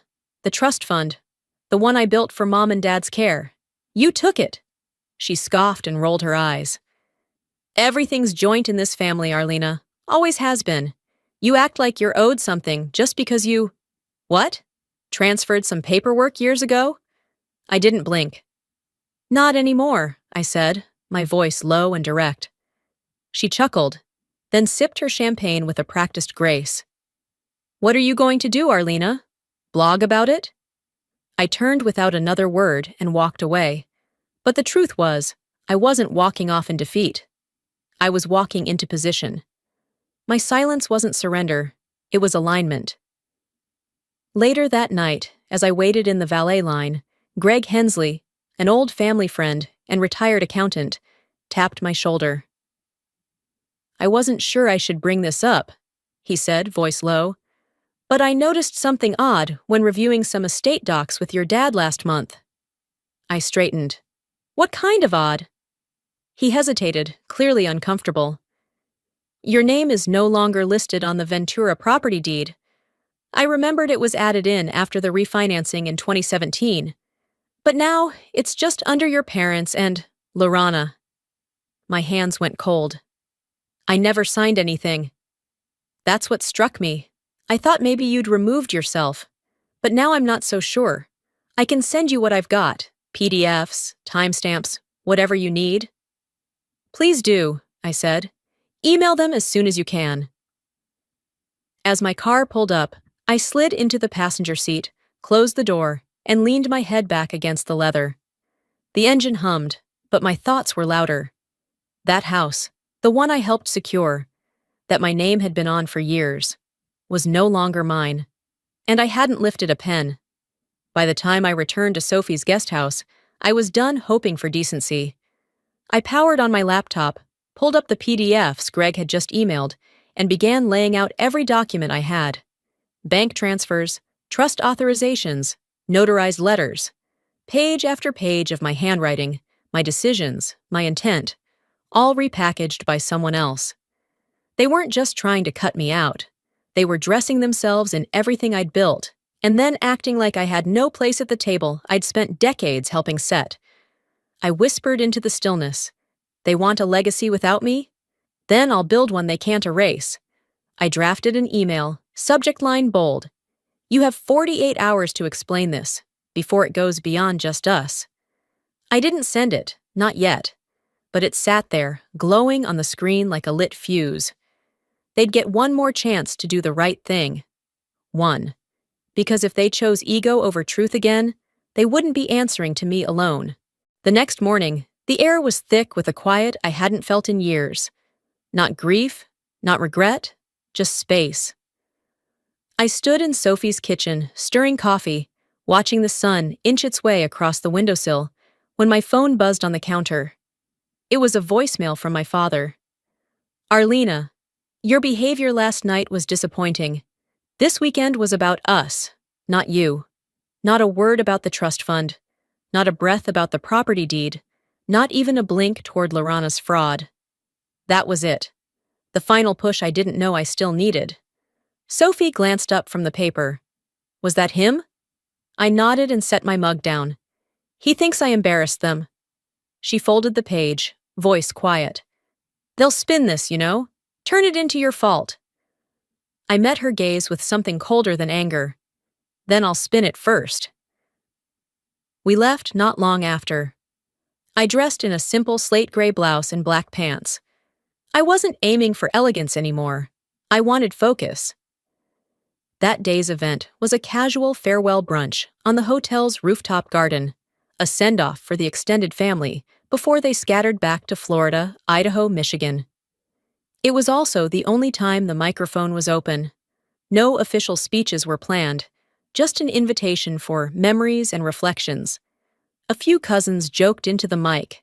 Benton made another rambling toast that landed with a thud. Aunt Pauline told a story about her honeymoon in 1969. And then I stood up. I didn't walk fast. I didn't smile. I just rose, stepped forward, and waited as the room quieted. I'm Arlena Vexley, I began, my voice firm and even. Youngest daughter, architect of the Ventura Refinance, founder of the Emergency Medical Fund after our parents' accident, absent from your slideshow. Silence wrapped the crowd like a curtain. Someone put down their mimosa a little too hard. I didn't raise my voice. I didn't cry. I laid it out clearly. How I'd covered hospital bills during the lapse in their insurance. How I'd organized the fundraiser when no one else stepped up. I mentioned the refinance and the documents I never signed, but somehow disappeared from. I didn't point fingers. I didn't say Lorana's name. I didn't have to. I used to think being quiet meant being respectful, I said, looking slowly across the room. I now understand silence only helps lies grow louder. Then I stepped down. No grand exit. No stomp. No tears. Just me, sitting back in my chair, sipping from my glass of water like it was any other Tuesday. At first, no one clapped. Then a single set of hands, soft, unsure. Another followed. And then, nothing. No eruption, no applause line. Just stunned silence hanging thick as smoke. My mother stared at her plate. My father looked like he wanted to speak but forgot how. Lorana? Nowhere. She'd vanished before the first word left my mouth. I ate a single grape off the fruit tray in front of me, just to have something to do with my hands.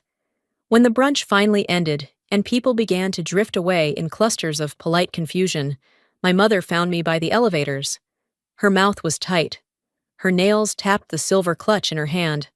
"How dare you humiliate us like that?" she hissed. I held her gaze, calm and still.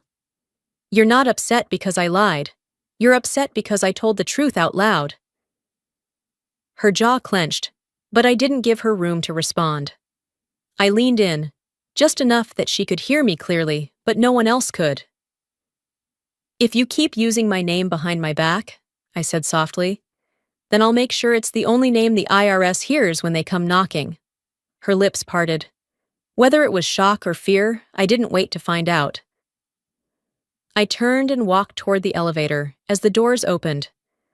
Back in the car, I let out a slow breath and looked out at the Santa Barbara hills. I had said what needed to be said. No yelling, no pleading, just facts.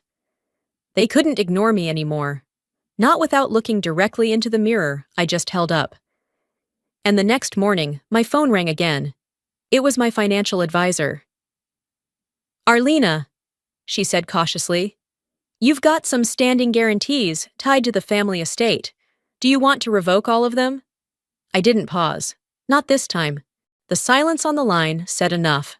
"Revoke everything," I told Camille. She didn't respond right away.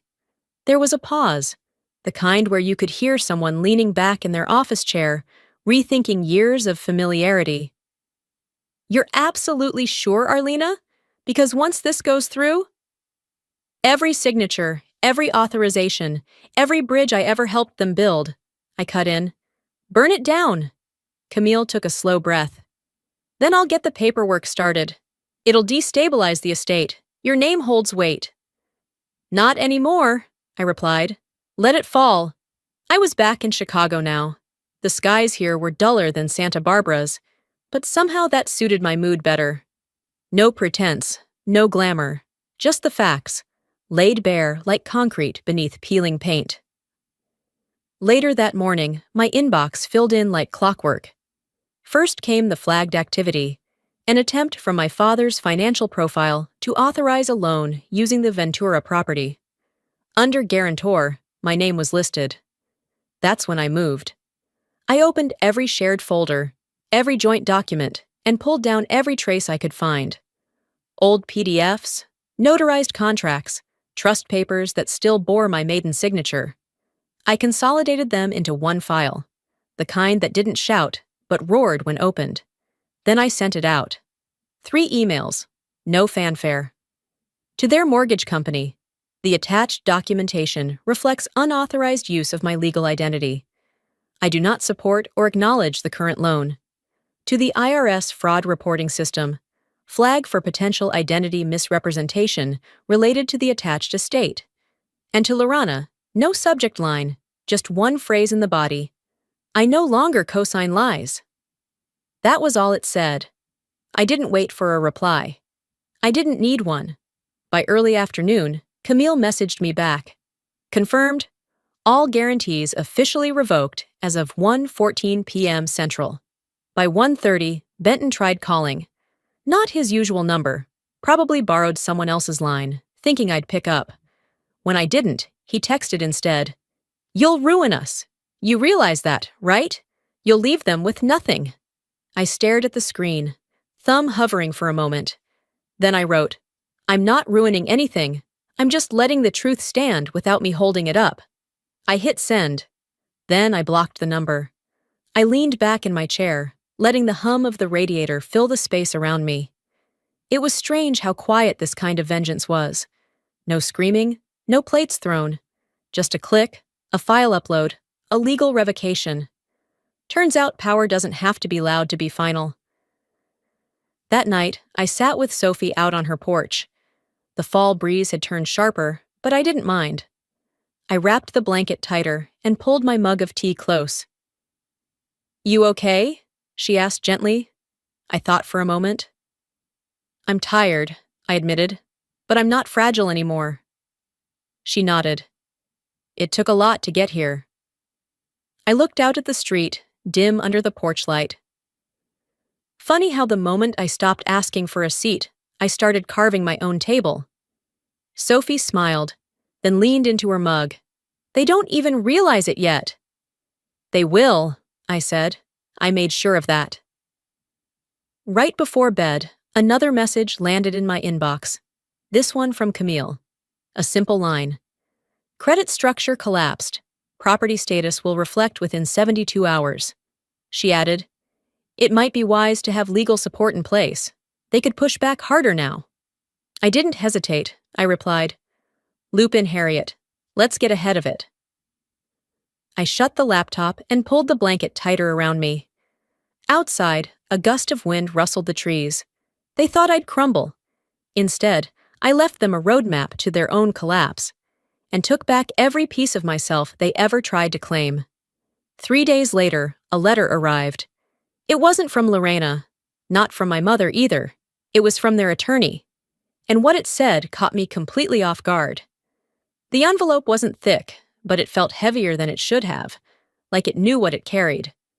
I opened it in my office, lights low, coffee cooling beside my hand. I expected threats, legal saber rattling, a demand to retract, to apologize, to fix the damage they claimed I'd caused. Instead, it was an invitation, a request to meet for a confidential family legal discussion regarding estate matters, scheduled at a private law office just outside Santa Barbara. Sophie looked at the letter from across the counter while drying her hands. That's not a peace offering, she said. It's a setup. I nodded. It's bait. But you're going anyway. she added. Not a question. Not for them, I said. For me. It was 2 days later when I walked into the conference room. Cool air, polished wood, a pitcher of lemon water, no one touched. My parents were already seated, both dressed like they were attending church and scandal at the same time. Lorana sat to their right, crossed legs and a smug expression tucked behind her red lipstick. Benton hovered behind her, a silent guard dog. There were 2 attorneys, one for them, one neutral, supposedly. Mine was on call, aware, waiting for an update. "Thank you for coming," one of the suited men said, gesturing toward the open seat.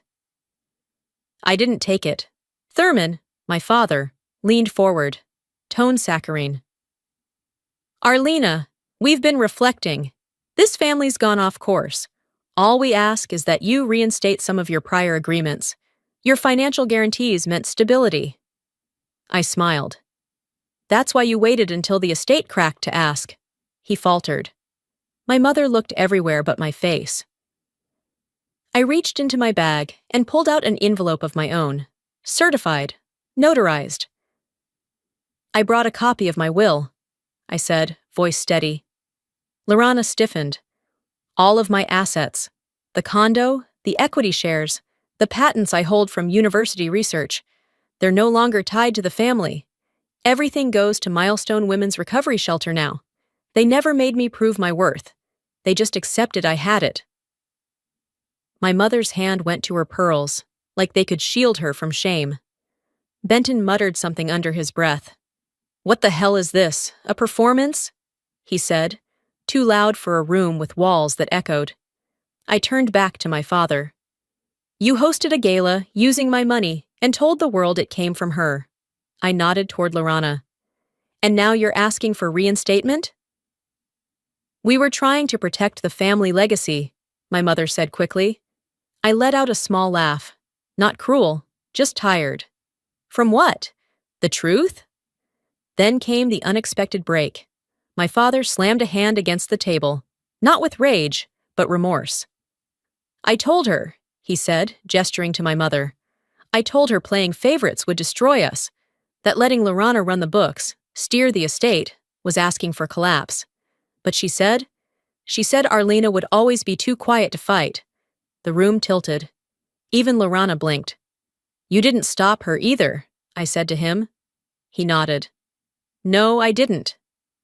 That crack widened fast. Benton barked, "This is ridiculous. Arlena's always played the martyr. She thrives on it." Lorana scoffed. "You love being the victim. It's your brand now, huh? Self-righteous silence and long stares?" I didn't argue. Instead, I reached into my purse again and placed something small and metallic on the table. A voice recorder, red light blinking faintly. I needed a record, just in case the family truth ever started sounding like fiction. The room froze. My mother's eyes darted toward the attorneys. Thurman dropped his gaze. "You bugged this?" Lorana hissed. "No," I said. "I brought it, and I'm keeping it." I walked out before anyone could answer. Let the implosion happen without me. They'd written the story, but I owned the audio. Sophie was parked at the curb, waiting. I climbed in without a word, pulled the seatbelt across my chest. "How'd it go?" she asked softly. I stared ahead for a moment. Then, "It's not my family anymore. Just some people I share a blood type with." We drove without talking. The sun dipped low behind the hills, washing everything in a golden haze. It should have hurt more than it did, but it didn't. Not anymore. In my bag, I clutched the recorder like a compass. Proof of what had been spoken in the dark. No more silence. No more rewriting me out of history. That night, while I was brushing my teeth, Sophie's phone lit up across the counter. She glanced at it, face suddenly alert. "You need to see this," she said. 3 hours after that meeting, and I hadn't leaked a thing. But someone had. Sophie handed me the phone, and I stared at the screen. It was a video, low quality, but unmistakably real. My voice, my words, my family's crumbling silence in the background. Someone had recorded the estate meeting, and someone had leaked it. The group chat bubbles at the bottom read like nervous whispers. Did you see what Arlena said? Is that her dad admitting it? Wow, just wow! The clip was already circling among old neighbors, family acquaintances, even a few former coworkers who still followed me out of polite curiosity. I didn't feel exposed. I felt seen. By mid-morning, my inbox was flooded, some with apologies, a few with veiled judgment, most with stunned silence. But none of it changed my plan. I had one final appearance to make. The last brunch event was set at a vineyard just outside town. I drove myself this time. No Sophie, no shield, just me and the weight of truth already scattered across a dozen inboxes. The air was light, a breeze rolling off the hills like a curtain lifting. Champagne glasses clinked, laughter buzzed low, and the string quartet played something delicate and forgettable. I parked, got out, adjusted my coat, and walked in. No one stopped me until Lorraine, my cousin, intercepted me near the reception table. "You really think this is the place to show your face after that?" she whispered. I looked her squarely in the eyes and said, "I'm not here to be seen, I'm here to be finished." I passed her without breaking stride. Inside, people paused when they saw me. Forks froze midair. A few tried to smile, performative warmth, like thin napkins in a downpour. I didn't return them. Lorana stood at the far end, stiff as ever, surrounded by a smaller cluster than usual. Her laugh, always a little too loud, had dimmed to something hollow. I walked to the buffet, poured myself half a glass of champagne, and turned to face the room. No microphone, no stage, just my voice. I know I wasn't invited to toast today, but I'll make it quick. People shifted, unsure whether to sit taller or sink lower. I want to raise this glass, not to the past, not to what was polished to look better than it ever felt. I want to toast what's real, starting over, not when you're young and eager, but when you're older, smarter, and finally willing to stop apologizing for existing. I took a slow sip, my eyes scanning faces I'd once called home. To those who expected nothing from me, thank you. It made finding my worth so much clearer. I crossed the room and stopped by my mother's chair. She looked up, lips tight, hands folded. "I left you something," I said, placing a folded letter beside her plate. "It's the last thing I'll ever ask you to read." Then I turned and left. The wind outside caught the edge of my coat like an old friend tugging me forward. In the parking lot, I handed the valet a ticket, and he brought my car with a quick nod. Sophie was already inside, arms folded, waiting. "Well?" "It's done," I said as I closed the door and pulled the seatbelt across my lap. As we drove away, I glanced in the mirror. Behind us, a ripple spread across the tables like water disturbed. My name wouldn't be whispered in admiration, but it would be remembered. The letter? Nothing theatrical. It simply read, "This isn't about the money. This is about the memory. And mine matters too." Attached were 10 pages of bank records, signed transfers, dated donations. The cover sheet titled, "Donations You Never Remembered." My father would read it, my mother probably wouldn't. But that didn't matter anymore. It wasn't for them. It was for me. Back in the car, Sophie asked gently, "You sure this is it?" I nodded. They erased me for years. This was the last time I handed them a pen. An hour later, we pulled up to a lake cabin I had booked weeks ago, just in case. I thought I might cancel it, that I'd be too emotionally spent to want isolation. But the second I stepped inside, I knew it was exactly where I needed to be. The space was small but warm. Wood paneling, stone fireplace, a view of the water that shimmered even in stillness. I lit a candle, brewed tea, and set my suitcase by the bed. Then I opened the duffel bag that had followed me through every mile of this mess, through the rain, the silence, the confrontations. Inside were the letters I'd kept, and the photos I'd hidden, the journal I hadn't opened in 4 years. I spread them out across the bed, like pieces of a map I was finally willing to read. Some I threw away, some I framed. Then I picked up my pen and opened to the first blank page of the journal. I didn't write a novel. I didn't even use a paragraph. Just one sentence. My story isn't theirs to erase. And I meant every word. The knock came just after sunrise. 3 short taps. Hesitant but familiar, like someone unsure if they were still welcome. I set down my coffee mug, the steam curling up between my fingers, and moved to the door without rushing.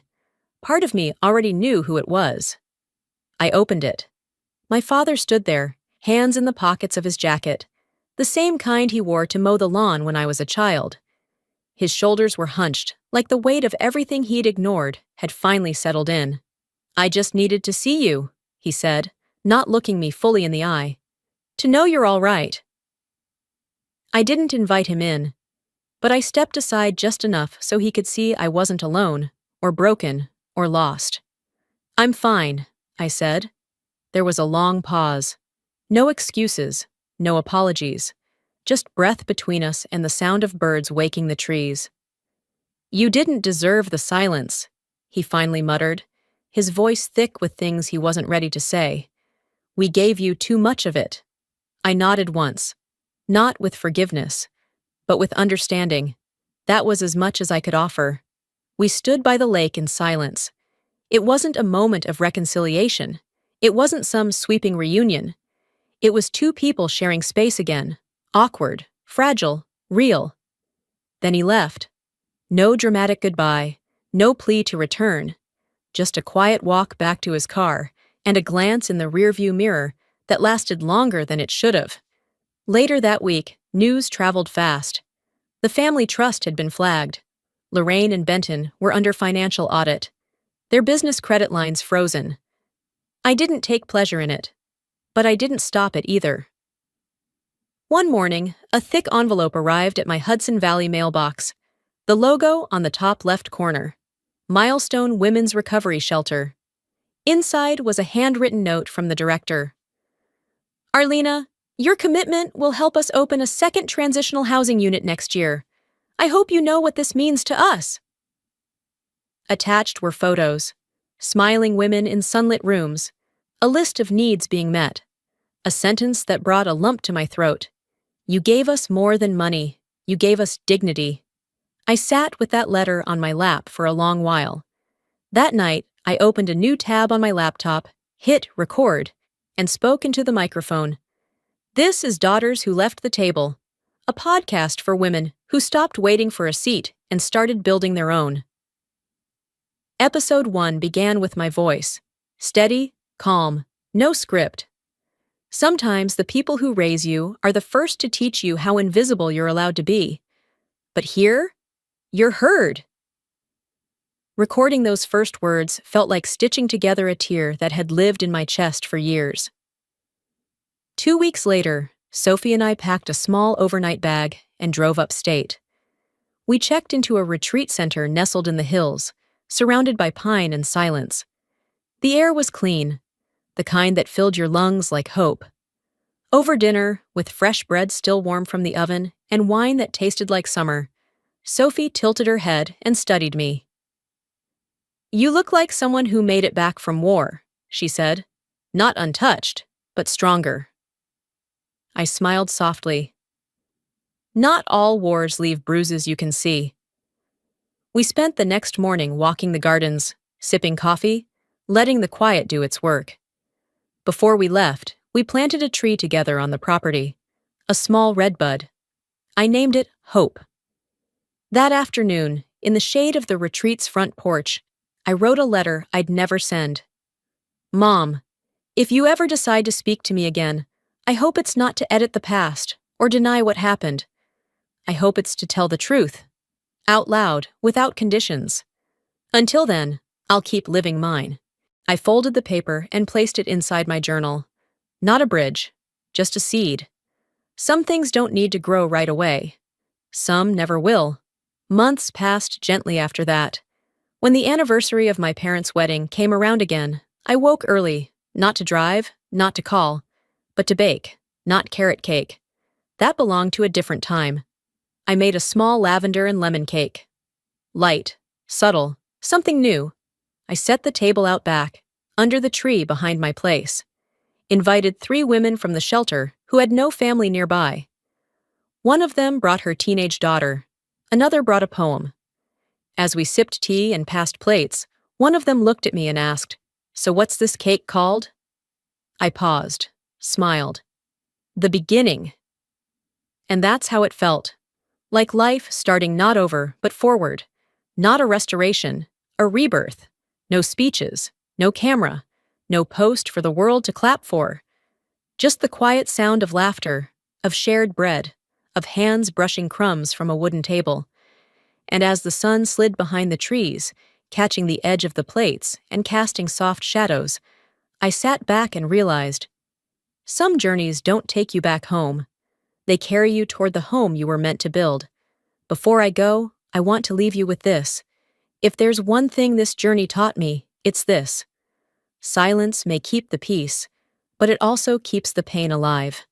For years, I thought loyalty meant staying quiet, swallowing every slight just to keep my place in a family that had no room for me. But the truth? Real love doesn't erase you. Real families don't ask you to shrink so others can shine. I used to believe that starting over had an expiration date, that if you hadn't rebuilt by 40 it was too late. But here I am, at 43, planting the first seeds of a life that finally belongs to me. So if you're watching this and you've ever felt forgotten, invisible, or erased, I see you, and I hope this story reminds you. Your voice matters, your story counts, and it is never too late to reclaim your name, your space, or your peace. Let me ask you this. Have you ever walked away from something that once felt like everything? What did it teach you about who you are? I'd love to hear your story. Share it in the comments, even just a sentence. Sometimes that's all it takes to let healing begin. If this story touched your heart or gave you strength, type 1 in the comments, or tell me what city you're watching from. And if you didn't connect with this one, that's okay too. Let me know why and where you're tuning in from. I'm listening. And if you'd like to hear more stories that feel real, raw, and human, go ahead and subscribe to the channel. There's more on the way, and I'd love for you to walk with me through them. Until next time, be kind to yourself, and don't be afraid to walk away if the table was never set for you to begin with.